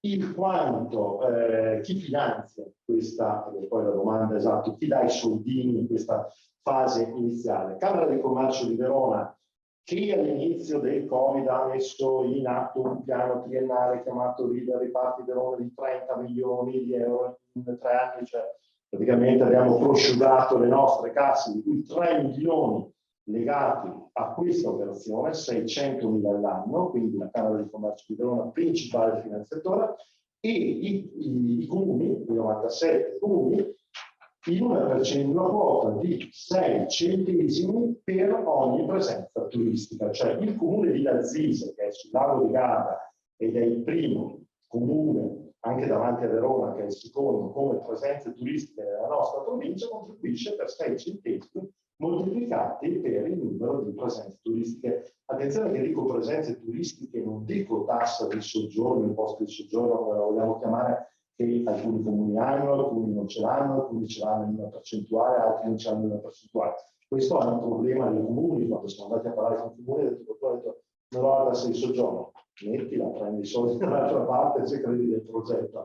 Però, oppure no, c'ho l'ospedale, vengono da me solo infatti non sono turisti, ma sono i parenti, lasciano soldi sul territorio, vengono a dormire da te, vengono a mangiare da te, chiamali come vuoi, non chiamarli turisti, però sempre una difesa del territorio, per motivi chiaramente non belli, eccetera, però ti lasciano qualcosa sul territorio. Se quindi tanti comuni ci hanno già creduto, poi vi faccio vedere quanti, il comune di Verona ci crede un po' di più, pur essendo il secondo comune, mette comunque più di Assise, perché il comune di Verona, essendo il comune capoluogo, ha tutta una serie di indotto che non è derivante solo dalle presenze turistiche, lo sapete tutti, ma non l'ho detto, ma le presenze turistiche sono legate ai uguali pernottamenti, quindi è il numero di pernottamenti, la struttura alberghiera o extra-alberghiera. Quindi di quello stiamo parlando finché non abbiamo, ma la Regione ci studierà a breve, ci sta già studiando molti altri dati sui sentiment, da tenere in considerazione per queste cose. Per adesso diciamo che il dato più oggettivo su cui ci siamo basati è questo qui. Le 3 operazioni, sarà stabilire, sono quelle previste dalla legge regionale sul turismo che andrà a fare la fondazione, quindi la promozione, l'accoglienza e l'informazione e la commercializzazione. Ieri sera eravamo, c'era anche qualcuno di voi che ringrazio di seguirci nelle nostre tappe, eravamo a Isola della Scala a presentare a tutti gli amministratori della pianura veronese il progetto fondazione e un componente del CIA della fondazione ha dato un concetto molto interessante sull'accoglienza, cioè domanda diretta. Stiamo parlando di un imprenditore che lavora spesso sui mercati esteri, che cosa cerca il turista da noi. Ha detto una cosa che poi è uscita anche dagli interventi precedenti, insomma, ha detto vuole essere accolto bene, quindi istinto famoso, voglio essere accolto bene. Poi vedete voi come farlo, se mettere insieme, se fare una fondazione, se non farla, se mettere insieme gli 8 soggetti che lavorano al prodotto. Voglio essere accolto bene, il famoso popolato, eccetera, perché poi parliamo, ma cioè, siamo qui per lavorare per arrivare a quell'obiettivo. E la commercializzazione, quindi grande cosa sfidante, e aggiungo una quarta che non è scritta, ma che nel libro dei sogni, ma che si realizzeranno, vero Paolo, che siamo ci credono, c'è la gestione anche degli attrattori turistici, come già qualche altra destinazione ha fatto, che possa quindi creare anche dei profitti e slegare quindi poi la fondazione dal dover, passatemi il termine, poi cioè io e Paolo non è che tutti gli anni passeremo da 98 comuni a raccogliere l'ovolo, insomma ci slegherà anche da questo e ce la faremo. E vabbè, questo è il logo della Destination Verona in Data Foundation, con tutte le difficoltà di mettere insieme i territori.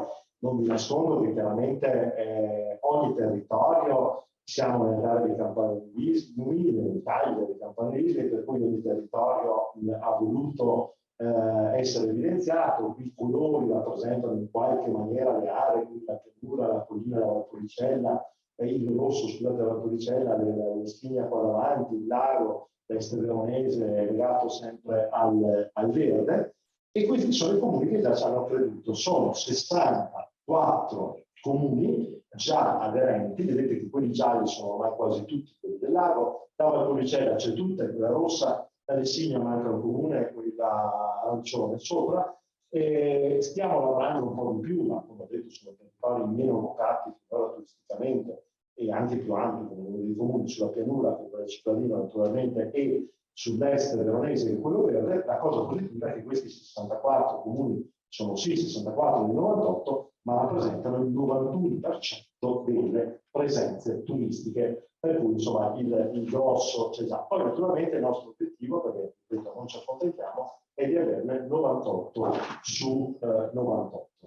Vabbè, la mail è già funzionante, se qualcuno di voi vuole scrivere eccetera, la struttura è in fase di costruzione, attualmente ci stiamo lavorando direttamente come Camera di Commercio, quindi grazie a Luigella, Roberta, Anna Chiara e Paola che sono presenti in sala, che stanno già dando un magnifico supporto a questa operazione. Poi passeremo il testimone naturalmente a chi entrerà direttamente in fondazione. Spero di essere stato nei tempi, vi ringrazio.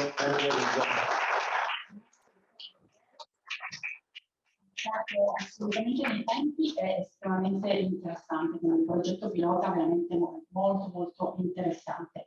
Adesso lascerei la parola a Stefano Marchioro della Direzione Turismo della Regione del Veneto, perché un altro pezzo, diciamo così, del progetto Sostegno Turismo è ovviamente l'Osservatorio regionale del turismo federato, e quindi lascio la parola a Stefano, che oltretutto penso che avrà preso un sacco di stimoli per tutti gli interventi precedenti, per cui ti lascio la parola, Stefano. Se vuoi accomodarti qui, se vuoi stare in piedi, decidi tu come vuoi. Però mi metto da quella parte sì, lì, va bene. no, diciamo sì, è che è una questione di inquadratura. Vabbè, allora sto qua. Buonasera, grazie del coinvolgimento. Sono qui molto volentieri questa sera per una serie di motivi, la collaborazione con Unioncamere e con ISNAT e in generale col sistema camerale, che si sta rafforzando sempre più sul versante della pianificazione strategica in ambito turistico, ma anche, diciamo, proprio sul tema dell'organizzazione, della gestione delle destinazioni, che abbiamo appena sentito dal dottor Borghero, e noi riteniamo ormai che le Camere di Commercio rappresentino nel panorama veneto probabilmente il perno attorno al quale costruire il concetto organizzativo delle destinazioni. Parto da qui perché Borghero ha parlato, appunto, ha sottolineato l'aspetto funzionale, a volte anche giuridico, gestionale, economico, ma il concetto è quello di destinazione. Che poi qui ci siano due grandi destinazioni con 4 marchi d'area che vengono gestiti in termini unitari è un elemento assolutamente virtuoso verso il quale spingiamo, ma potrebbe essere anche diversamente importante che ci sia l'aspetto organizzativo. Senza organizzazione non c'è turismo sul territorio. Ecco, questo credo sia un dato da cui non si può prescindere. L'altro aspetto, e in questo senso spingeremo anche con le politiche di coesione 2021-2027, si sostegno alle imprese, cioè rigenerazione delle imprese ricettive, aggregazioni, reti di impresa, diciamo, ho sentito il super club che è stato illustrato prima, reti di impresa, aggregazioni di impresa per parlare specifiche famiglie motivazionali della domanda o per promuovere i sistemi di destinazione, i sistemi prodotti sui mercati internazionali, e però anche un'attenzione al sistema destinazione in quanto tale, perché non c'è turismo senza imprese, questo mi pare evidente, ma non c'è turismo nemmeno senza governo del territorio, quindi senza coinvolgimento del territorio. E da questo punto di vista la spinta che daremo forte con le politiche di coesione 2021-2027 sarà proprio la trasformazione delle destinazioni venete in smart tourist destination, al di là degli anglicismi, l'utilizzo della tecnologia per rendere facile il rapporto con il visitatore turista. Abbiamo un gap molto forte sul digitale in ambito turistico, soprattutto sia lato imprese sia lato destinazione. Questo gap va assolutamente colmato. Mi è piaciuto poi sentire le testimonianze delle imprese, alcune delle quali avevo conosciuto durante il percorso ben strutturato, organizzato da Starting For e da Unioncamere. Mi è piaciuto molto quel dialogo, credo in quell'occasione di aver parlato, no, Claudio, una volta proprio di club di prodotto, se non vado errato. Ecco, insomma, quindi c'è tutto un cerchio. Poi c'è la cultura del dato, che è assolutamente importante. Abbiamo sentito sia dal nuovo dirigente di ISNAT, sia dal, diciamo, il bravissimo ricercatore che ha illustrato i dati diciamo, sull'indagine svolta quest'estate, quanto sia importante, e l'ha sottolineato anche Valentina Montestate all'inizio, comprendere per programmare, sia lato imprese, sia lato territorio, cioè non si può più reagire di faccia. Guarda Nicola, che diciamo con cui ci siamo confrontati ai tavoli, assieme a Simonetta, altri del tavolo dei processi partecipativi del piano strategico, e abbiamo capito tutti, insomma, che la cultura del dato è importantissima. Non possiamo abbassare il prezzo perché magari abbiamo visto il meteo che è brutto, ma dobbiamo guardare, mi insegnerebbe lui, il REPAR, la DR, eccetera, eccetera. Allora, proprio attorno ai tavoli del piano strategico del turismo, frutto di un processo partecipativo molto ampio, questo è stato il primo, diciamo, 2018-2020, si è compreso, come dire, la necessità di disporre di dati e informazioni appropriate e affidabili per interpretare la complessità del fenomeno turistico. Arrivi e presenza, abbiamo sentito prima, sono ancora le cose che continuano a chiederci tutti, ma sono ormai assolutamente insufficienti, tanto più oggi, a comprendere ad esempio la redditività per le imprese, a comprendere la redditività, le ricadute per i territori, tanto più se purtroppo a volte le OTA e i dintorni ci spingono ad utilizzare in modo eccessivo la leva del prezzo, perché io posso aumentare gli arrivi, posso aumentare le presenze, ma contemporaneamente poi diminuire il mio fatturato perché magari sto vendendo sotto costo, e quindi questo è un tema molto importante. Ecco, quindi c'è un elemento di dati qualitativi e un elemento di dati quantitativi da questo punto di vista. Noi abbiamo concepito l'osservatorio come un ecosistema digitale, nel senso, vedrete tra poco, come dire, i dati arrivano da molte fonti e sono soprattutto a disposizione di molti soggetti. I principi su cui si regge l'idea dell'osservatorio sono tre. Quello di voler essere federato, non tanto per un tema, come dire, di attenzionalità politica, ma l'idea invece di coinvolgimento di quanti più possibili soggetti fornitori e fruitori di dati utili a comprendere la complessità del fenomeno turistico, quindi le 17 destinazioni, quindi tutte le associazioni di categoria, non solo quelle del turismo in senso stretto, perché ormai la filiera turistica è sempre più ampia, il meccanico che veniva ricordato piuttosto che altri concorrono a definire il prodotto turistico e quindi vanno assolutamente coinvolti. Le università, SAVE, il mondo camerale che sostiene in primis diciamo, questo osservatorio, il mondo del volontariato, centri di ricerca come il CISET, ma anche le parti sociali, quindi ad esempio i centri studi anche delle organizzazioni sindacali. Sono 45 in questo momento i soggetti sottoscrittori. E l'altro elemento è, e questo è un tema non del tutto risolto, partire dal concetto che a volte troppa informazione è nessuna informazione. Noi abbiamo necessità di restituire a imprese e destinazioni dei dati in qualche modo come quelli che abbiamo sentito prima, che ci consentano di leggere cosa accade nei nostri territori, cosa accade in relazione alle nostre imprese e di reagire di conseguenza. In questo senso abbiamo creato questa camere, questa dashboard, questa piazza dei saperi, e da un benchmark che abbiamo fatto con una mia laureata che ha analizzato un po' tutti gli osservatori del turismo regionali d'Italia, siamo forse l'unica dashboard totalmente aperta, cioè non c'è login, password, area riservata, area operatori, eccetera, no, chiunque può accedere. Questa volta è un'arma a doppio taglio, perché magari, come dire, il giornalista va a vedere, si fa il suo pensiero, ricava qualcosa, ma i dati sono democratici. Bisogna però far crescere la cultura del dato, di saper leggere e interpretare il dato. E vedete che abbiamo un'area news, un'area documentale, un'area dati e indicatori, che è la parte più dinamica. Immediatamente l'accessibilità all'informazione come premessa, le notizie dell'osservatorio subito in home page, stiamo facendo il restyling della dashboard, però diciamo ogni mese almeno una serie di 3-4 news che poi vengono anche riassunte in una newsletter che vengono mandate a tutti gli iscritti, a tutti gli operatori.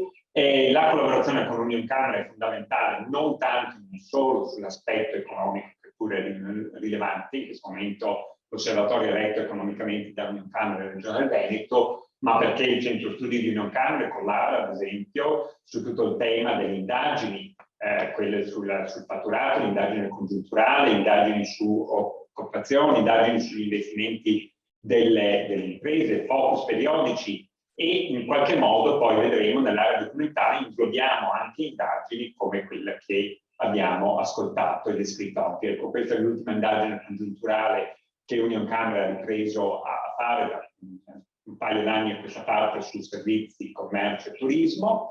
La collaborazione con SAVE, che non l'ho ricordato prima, ma è uno dei 45, e ovviamente gestore di 4 aeroporti, 3 in Veneto, Catullo, Canova e Marco Polo, e poi diciamo anche uno in Lombardia, e questo ci consente di monitorare il tema del traffico aereo e anche la ripresa, ad esempio, del turismo internazionale. Ecco qui, diciamo, come appare l'home page, quindi con l'area documentale, oltre all'area news che abbiamo già visto. L'area documentale è ovviamente più statica, consente di accedere in un unico hub a sia le pubblicazioni dell'Ufficio Statistica del Veneto o a report analisi sul Veneto. Qui domani chiederò già a Irene di girarci l'indagine di ISNAT per pubblicarla, ISNAT permettendo evidentemente. Analisi nazionali e internazionali, ad esempio, voi tutti sapete che ENIT ha ripreso il tema dei bollettini settimanali, o UNWTO, l'Organizzazione Mondiale del Turismo, o Eurostat o la Commissione Europea, qui trovate tutto. Quindi non dovete andare in 1000 portali, avete un unico hub di accesso. E poi insieme a SLEA, che sono grandi associati, come dire, delle pillole periodiche sui trend presi da diverse fonti. E poi invece la analysis che deriva dall'area dati indicatori, dove c'è la parte più dinamica della dashboard. Ecco, arrivi e presenze sì, ci sono anche quelle, soprattutto le serie storiche. In questo momento, parlavo con Borghero la settimana scorsa, abbiamo un problema sulle statistiche turistiche per il cambio di programma di software a livello, diciamo, nazionale. Alcune imprese fanno fatica a dialogare con questo nuovo software e quindi, diciamo, stiamo cercando di accompagnarli meglio perché i dati siano sempre più precisi. Ma in questo momento potete andarvi a vedere, ad esempio, tutte le serie storiche e vedere, ad esempio, le regioni di origine dei flussi, oltre che, evidentemente, il dato per destinazioni diciamo, e ovviamente per tipologie e quant'altro. Ecco, qui vediamo il confronto immediato, ad esempio, tra le diverse destinazioni, ma possiamo farlo anche mentre a confronto i diversi paesi di origine per destinazioni per STL. Quindi posso vedere come è cresciuta l'Austria rispetto alla Germania, rispetto alla Francia o alla Svizzera. Ecco, in questo caso questo è il dato che, diciamo, consente di confrontare, ad esempio, diversi paesi di origine dei flussi, in questo caso a livello Veneto, ma possiamo farlo per destinazione. Ecco, abbiamo sentito il tema del sentiment, no? Nell'indagine presentata da ISNAT, è un dato sempre più rilevante, ed è sempre più rilevante quanto più poi è rappresentativa, diciamo, dal punto di vista delle fonti, l'analisi sulla reputazione online. In questo caso noi abbiamo scelto la partnership con Data Appeal, che ha davvero moltissimi, diciamo, fonti, oltre a quella già citata di TripAdvisor, praticamente, ovviamente da Google a Booking, a Expedia, a Airbnb, a, diciamo, a Fork, a tutto ciò che potete immaginare, pubblica dati, recensioni, quindi tutto ciò che avviene in termini di conversazione online. E il sentiment è organizzato un po' come l'avete già visto. Noi abbiamo articolato nella nostra dashboard, si vedono solo gli highlights di tutto ciò che noi disponiamo però in modo completo, e quindi abbiamo articolato il sentiment per ricettività, per locali e ristorazione e per attrazioni, con una numerosità di contenuti molto elevata, perché abbiamo con gli analisti di Data Appeal verificato che ormai la curva della numerosità dei contenuti si sovrappone in real time alla curva di presenze turistiche. E quindi, anche se non disponiamo delle statistiche, riusciamo a capire, in base alla rappresentatività quantitativa dei contenuti, come sta andando la stagione. Poi ovviamente qui ci interessa, come abbiamo visto, soprattutto il dato qualitativo, come ci vedono coloro che vengono a visitare le nostre destinazioni. Il dato del sentiment è sia su base annua che sugli ultimi 3 mesi. Poi è un monitoraggio evidentemente settimanale, anche se abbiamo uno spostamento di 30 giorni per consentire, come dire, ognuno di noi quando lascia le recensioni non lo fa subito, magari Booking o chiunque altro o diciamo Google ti ricorda, sei stato, come dire, al negozio di dischi 23, c'è l'accesso per diciamo, i disabili, oppure come ti sei trovato, in quel ristorante c'è l'asporto, non lo diciamo in tempo reale, magari lo diciamo qualche giorno dopo, e allora l'algoritmo deve tener conto di questo dato, da qui lo sfasamento. Ecco, il sentiment quindi tiene conto degli ultimi 3 mesi, ma poi c'è il dato anche su base annuale. Mentre il ricercatore di ISNA faceva vedere i dati della loro ricerca, sono andato a guardarmi, ho girato anche i messaggini a Valentina, sono andato a vedermi cosa dicevano i nostri dati ed erano assolutamente in sintonia.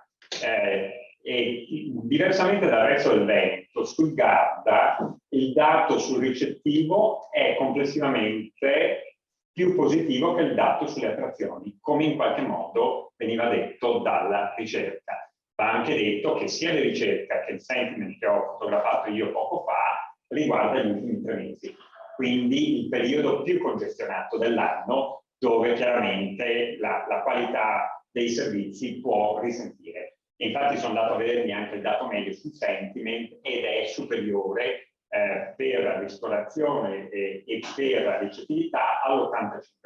Sulle attrazioni siamo all'81 su 100, quindi comunque stando alla scala che ci indicava, no, distintiva, che ci indicava Claudio, sicuramente comunque siamo sopra ampiamente la sufficienza. Però i dati cosa servono? Servono a migliorare evidentemente. Anche qui, come diceva il ricercatore di ISNA, riusciamo a capire quali sono i nostri visitatori, che dalle statistiche ordinarie non abbiamo, e quindi riusciamo a capire quante sono le coppie, le famiglie, gli amici, i gruppi, i singoli, chi viaggia per affari, eccetera, e questo è un dato molto significativo per destinazioni e imprese. E poi ecco qui, questo è come nascono le valutazioni che ci raccontava prima il ricercatore. Noi abbiamo questa rappresentazione, chiaramente quanto è più ampio il rettangolo, tanto più ampio è l'argomento discusso, cioè tanto più discusso quel topic, quell'argomento. Vedete, poi ci sono alcuni termini che ricorrono, perché camera e stanza sono 2 modi di commentare lo stesso topic, lo stesso argomento. Però, vedete, questo è il Veneto, ma potremmo rappresentare, perché se scorrete nel menu a tendina nella dashboard osservatorioturismoveneto.it trovate appunto Lago di Garda, trovate Verona, quindi andate a vedere quei dati e trovate quali sono gli argomenti più discussi. Quanto più è intenso il verde, tanto più positivo il giudizio, quanto più appare il rosa o il rosso, come dire, tanto più c'è un giudizio negativo. Ad esempio, qualitativamente abbiamo spesso un buon giudizio sul personale e a volte non è il caso generale, ma se vado a prendere alcune destinazioni, bagno e diciamo doccia o stanza sono elementi di maggiore criticità. Questo cosa ci dice? Che ad esempio se faccio i bandi, no, come regione, o sono impresa che partecipa, devo tener conto di alcuni segnali che arrivano. Ok, questo è il dato medio Veneto sulle attrazioni e quindi vedete anche qui diciamo ampiezza di topic e diciamo giudizio dei visitatori. Un altro tool molto interessante a cui tengo molto che abbiamo integrato da qualche settimana in collaborazione con Federalberghi e con Faita, ma lo allargheremo presto alle altre associazioni di categorie grazie all'apporto di H-Benchmark, è questa sezione Hospitality Data Intelligence. Ecco, questo ci dice una cosa che lui, diciamo, guardo lui perché l'ho chiamato, come dire, più volte anche in aula a spiegare come vanno letti i dati, ad esempio, di imprese ricettive. Un dato importantissimo è il tasso di occupazione dei posti letto, perché quello ci dà il termine della performance, evidentemente. Ecco, noi riusciamo ad avere un dato medio, perché ovviamente se esponessimo un dato giornaliero le imprese non caricherebbero più sul sistema il dato e quindi non prendo più i dati, quindi metto il dato medio, come dire, della settimana fino alla settimana precedente, ho il consolidato esattamente cosa è avvenuto nelle terre. Ok? E qui abbiamo un cluster, ovviamente non abbiamo le singole destinazioni ancora, abbiamo però cluster rappresentativi. Lago e mare sono quelli che hanno il maggior numero di imprese nel sistema e quindi è il cluster più rappresentativo. Infatti abbiamo visto quest'estate dei tassi di occupazione altissimi proprio sul lago, veramente lo abbiamo superato il 90%, ovviamente nei momenti topici. E questo è Città d'Arte e vediamo il dato fino qui era consolidato quando abbiamo fatto il screenshot per le slide, era il 12 settembre, però cos'è interessante? Che ho per la prima volta un elemento di previsione su 3 mesi a venire, un elemento di previsione che come la previsione del tempo ovviamente si affina man mano che mi avvicino al periodo considerato.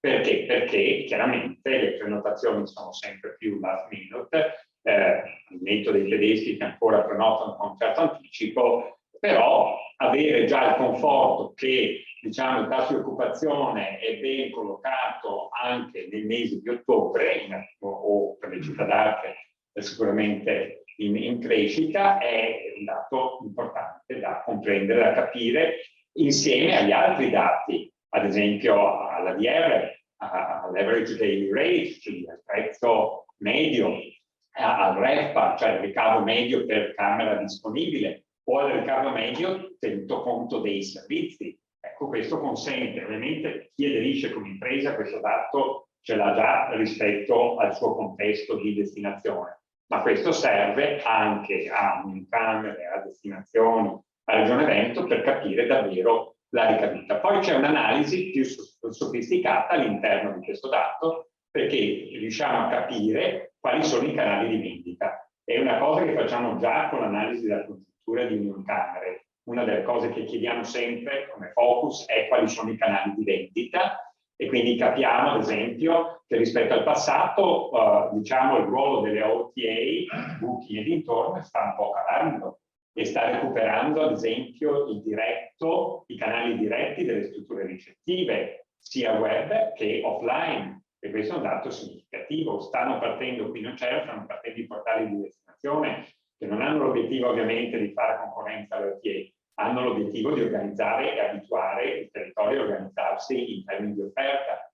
E c'è il dato sulle nazionalità, anche qui diciamo questo è molto interessante perché ci dà a colpo d'occhio uno il dato medio di occupazione del mese, perché la sommatoria delle nazionalità più diciamo quelle non maggiori che vengono definite come altre e quelle che non vengono fregate ci dà il dato medio del tasso di occupazione, ma ci dà anche come stanno andando le nazionalità mese per mese, ci permette un confronto con i periodi, con le annualità precedenti. Una cosa che non ho detto, tutto questo tool è tarato in modo da confrontarsi con l'anno precedente, con i 2 anni precedenti e con l'anno di benchmark, visto che siamo partiti nei 2 anni più sfortunati, come dire, degli ultimi 30, confrontarci ovviamente col 2019 che rimane l'anno ancora di riferimento. Ecco, non ci fermiamo qui,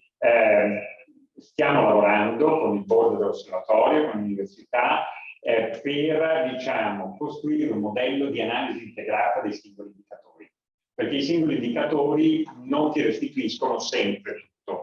Arrivi presenza ti dice una cosa, la congiuntura ti ne dice un'altra, il sentiment ti dà un'altra sfaccettatura, il benchmark ti dà un'altra lettura, però abbiamo bisogno di restituire un'analisi integrata e su questo stiamo ancora lavorando. L'altro obiettivo, ne parlavo ieri con il dirigente di ISNAT, è quello di puntare a riprodurre questo modello a livello nazionale. Ne abbiamo parlato con Roberta Garibaldi di Enit e con i suoi collaboratori.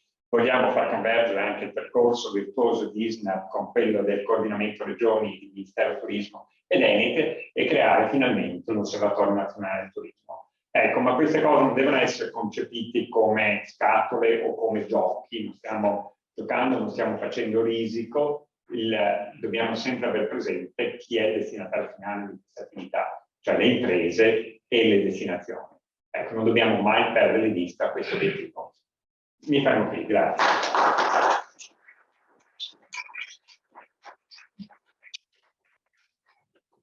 Grazie Stefan. Mi sembra che dagli interventi che abbiamo sentito in questo pomeriggio la parola ottimismo che era stata detta da dottor Pozza, dal Presidente nel video, insomma, sia possa essere qualcosa di concreto effettivamente. Prima di lasciare la parola a Paolo Arterio, come presidente della Destination Verona in Data Foundation, per le conclusioni, volevo ricordare due cose di servizio. La prima è che i materiali della serata saranno poi mandati via mail a tutti gli iscritti, quindi lo dico anche per le persone che ci stanno seguendo su Zoom. E poi vi sarà inviata una mail a voi che siete qui in presenza con il questionario di Customer Satisfaction, mentre Marco lo inserirà nella chat di Zoom per coloro che sono collegati, così lo possono compilare subito.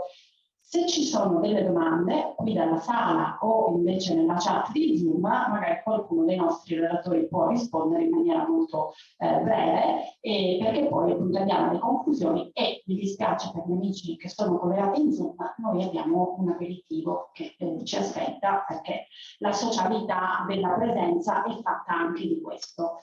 Quindi qualcuno di voi ha delle domande per i nostri relatori qui in presenza? Guardo anche di qua che sono non mi porta nessuno. Ah, Simonetta. Ti lascio il microfono. Volevo sapere una cosa molto semplice e molto pratica. Quando pensate di coinvolgere le imprese nelle varie commissioni? Della fondazione? Chi risponde a questo? Il presidente o Riccardo Borghero? I tempi tecnici che abbiamo.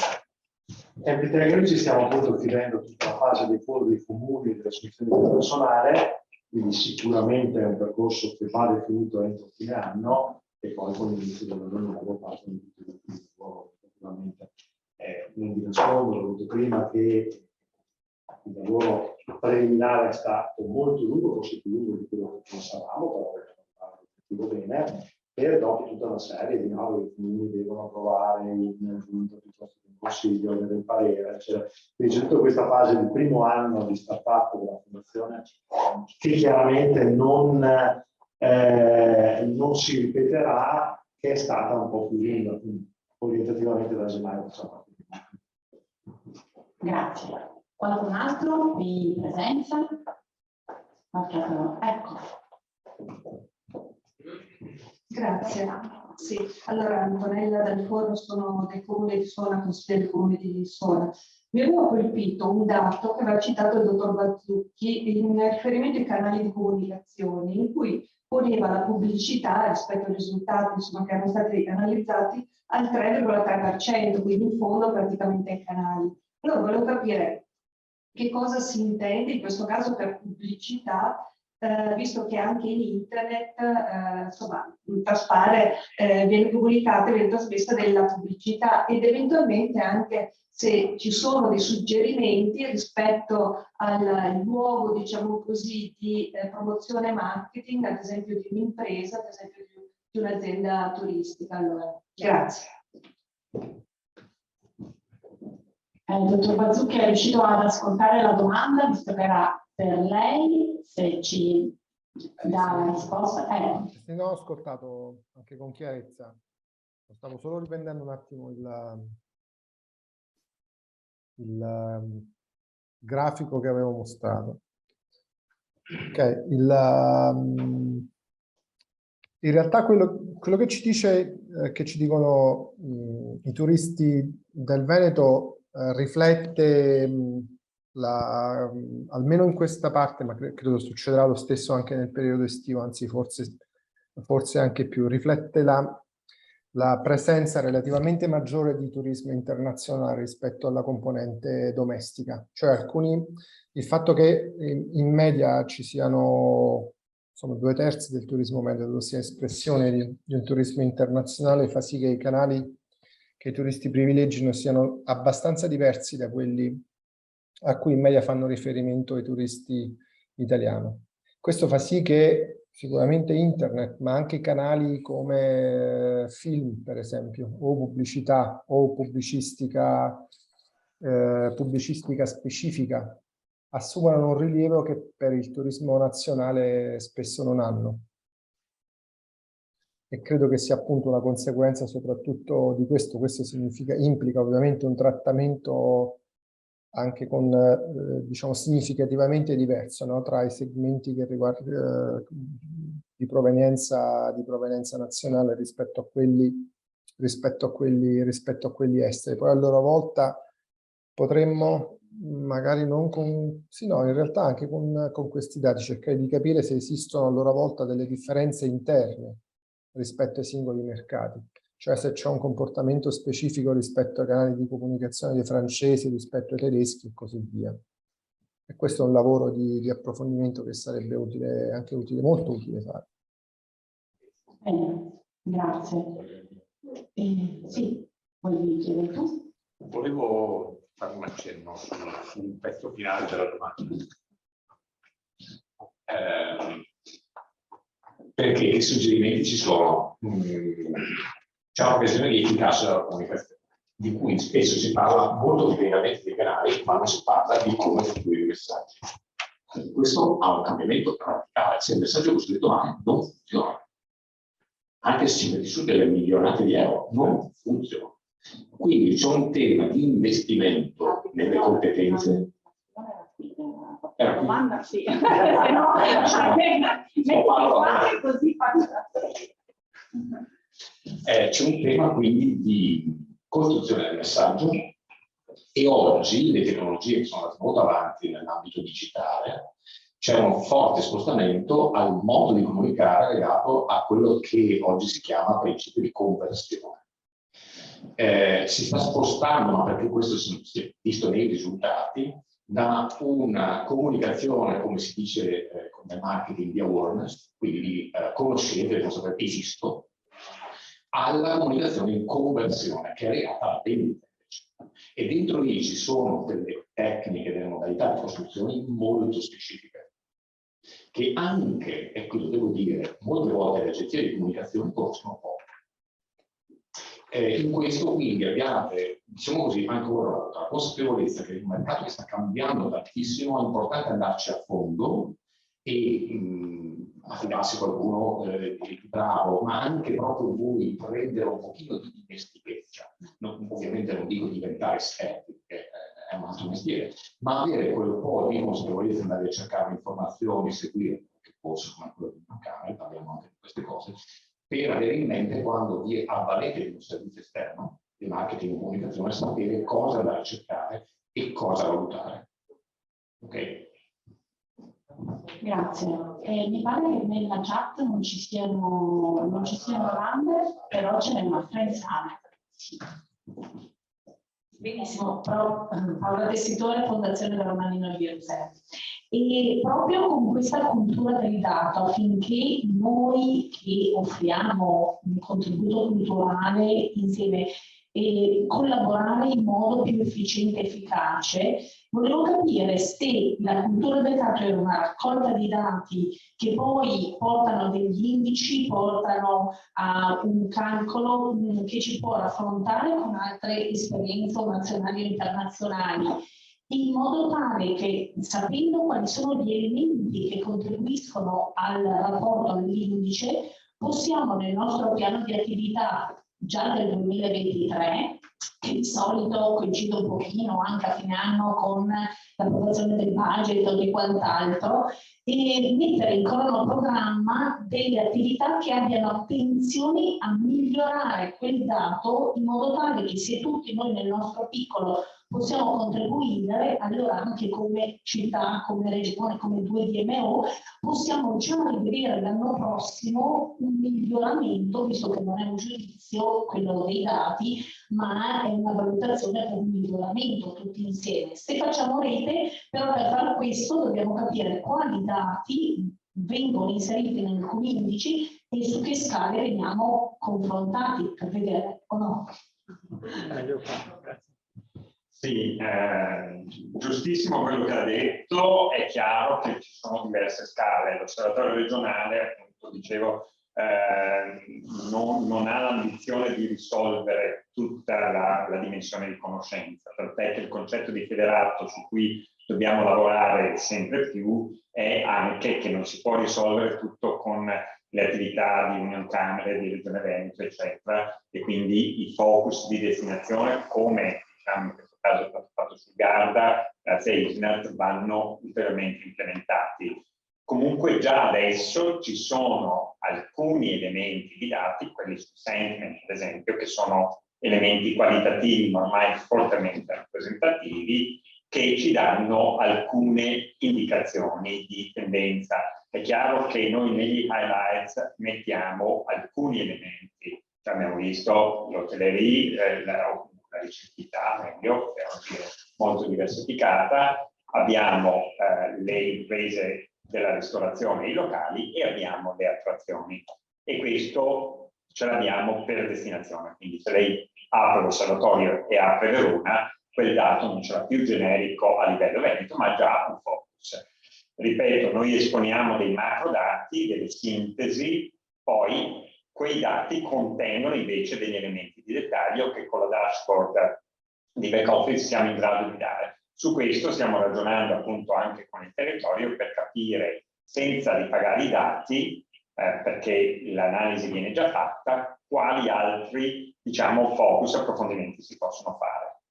Poi, dicevo, bisogna andare sempre più verso una lettura integrata dei dati. Questa mattina ho fatto una call con una collega di Bologna Welcome che aveva visto alcuni indici che ho pubblicato su un libro, e ovviamente uno di quelli che a cui si guarda di più sono o il tasso di occupazione, no? Perché quello definisce la performance delle strutture ricettive, o per vedere l'impatto sociale, ad esempio, l'indice di turisticità.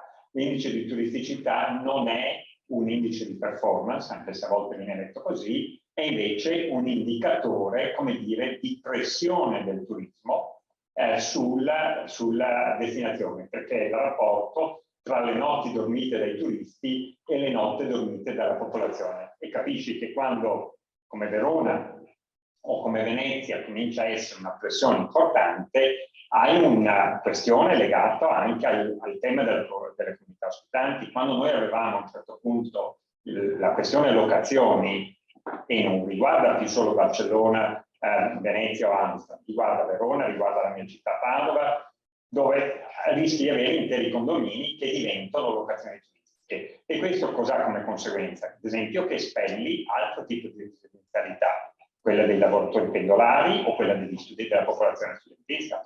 Non sono temi da poco. Ecco, siamo, diciamo, forse ancora molto sul turistico o sul sociale, e rispetto al culturale probabilmente dobbiamo mettere a punto qualche altro indicatore, però ecco, a questo serve l'idea di federato. La mia risposta è necessariamente parziale, ma spero in evoluzione. Sì. Perché un dato importante, se al posto di vedere la settimana o il giorno, ma tra Lago e Città di Verona, faccio il caso, sapessimo che ad agosto, il weekend, vanno tutti sul lago. Allora, e vengono a Verona magari solo alla sera per la rita. Allora, anche nel tenere aperti alcuni posti culturali, qual è il vuoto? È il lunedì? È il sabato? È lunedì che andiamo a tenere i volontari, dove 500 volontari tengono aperte 15 chiese. A parità di impegno, se c'è un vuoto nella programmazione generale sul lunedì e martedì, io posso, essendo volontariato, pilotarmi lì. È inutile che faccio un'offerta su offerta che alla fine non porto nessun vantaggio alle guide turistiche. Non è basato su evidenze. Non è basato su evidenze. E non distribuiamo bene in offerta. E beh, qui guardo Bordeaux perché questa è un focus da destinazione e quindi mi aspetto una logica federata, facciamo un ragionamento magari insieme alla Fondazione e alla Camera di Commercio su come analizzare questo tipo. È un tema classico, quello dell'escursionismo tra destinazioni. Sono turista in un luogo e sono escursionista nell'altra destinazione. Basti vedere il problema dell'overtourism di Venezia è dato dall'escursionismo sia dei residenti sia dei provenienti, come dire, dalla costa o dall'entroterra a Montegrotto o le città lungo l'asse autostradale ferroviario. E quindi questo tema è assolutamente interessante, uno spunto secondo me su cui ragionare. Ah, è bello vederci uniti, allora partecipiamo insieme nel contribuire, capito? Ci sentiamo che non... Tavolo tematico che chiedeva Simonetta e una delle cose da fare sarà questa. Ok. Conosciamo bene Simonetta che parla. Bene, allora a questo punto, Presidente, le lascio la parola per le conclusioni. Sì. Grazie. Dopo dei relatori come quelli che abbiamo avuto oggi, diventa difficile trarre delle conclusioni perché sono stati talmente bravi a spiegare tutto quello che c'è nel turismo. L'unica cosa che devo dare era dei ringraziamenti veramente sentiti a Unioncamere, a ISNA e ovviamente alla Regione Veneto e a tutti gli altri relatori, perché oggi usciamo di qua, questo è stato fondamentale, con veramente un bagaglio culturale di turismo, sia di dati, molto importante. Quello che aspetta a noi adesso, come ovviamente con Camera di Commercio di Verona e ovviamente come fondazione, è proprio quello di adesso mettere in pratica tutto quello che oggi abbiamo sentito, ovviamente per dare spazio come noi vogliamo fare, perché è nata per questo con gli imprenditori, perché quello che dobbiamo portare è che, dicevamo, la qualità che dobbiamo portare sul territorio. Quindi anche i club di prodotto che noi andremo come fondazione a, chiamiamolo, commercializzare, è quello che dicevamo prima, dovranno avere dei requisiti, che saranno requisiti uguali per tutti, quindi non avremo più un po' il turista spaesato, perché se io andrò a promuovere un club di prodotto di un certo tipo, i turisti sapranno già che ha tutte le caratteristiche, che avrà la persona che lo può seguire, che sa 3 lingue, che ha delle situazioni di orario, anche se fa uno solo, gli fanno lo stesso il servizio. Quindi andremo a colmare quello che vogliamo portare come fondazione, colmare quelle precessioni, tra virgolette, negative che abbiamo e riportare un'organizzazione del turismo importante, non solo sul lago, come diciamo nella città di Roma, ma in tutte le altre destinazioni. Quello che abbiamo detto anche ieri nella pianura dei Loggi, la forza nostra non sarà più le 2 destinazioni principali che sono la città e il lago, ma sarà riuscire per la prima volta ad avere un territorio che può dare a 360 gradi ai nostri turisti qualsiasi emozione, perché ogni destinazione e ogni comparto, dalla Lessigna all'Est Veronese, possono dare qualcosa. Ieri, ad esempio, un sindaco mi ha dato uno spunto importantissimo, che è bellissimo vedere il lago, bellissimo vedere la città, ma vedere una situazione del sole che si specchia nelle risaie è una cosa incredibile che prima non avevo mai pensato. Quindi vuol dire che abbiamo territorio ognuno per le sue cose che importanti, quindi andremo sicuramente a sviluppare. Quindi vi ringrazio ancora della partecipazione, spero che Unioncamere ci faccia ancora di queste bellissime giornate e quindi vi auguro buona serata e buon weekend a tutti. Ringrazio chi ci sta seguendo via Zoom, grazie dottor Bazzucchi che è collegato con noi da remoto e arrivederci a tutti.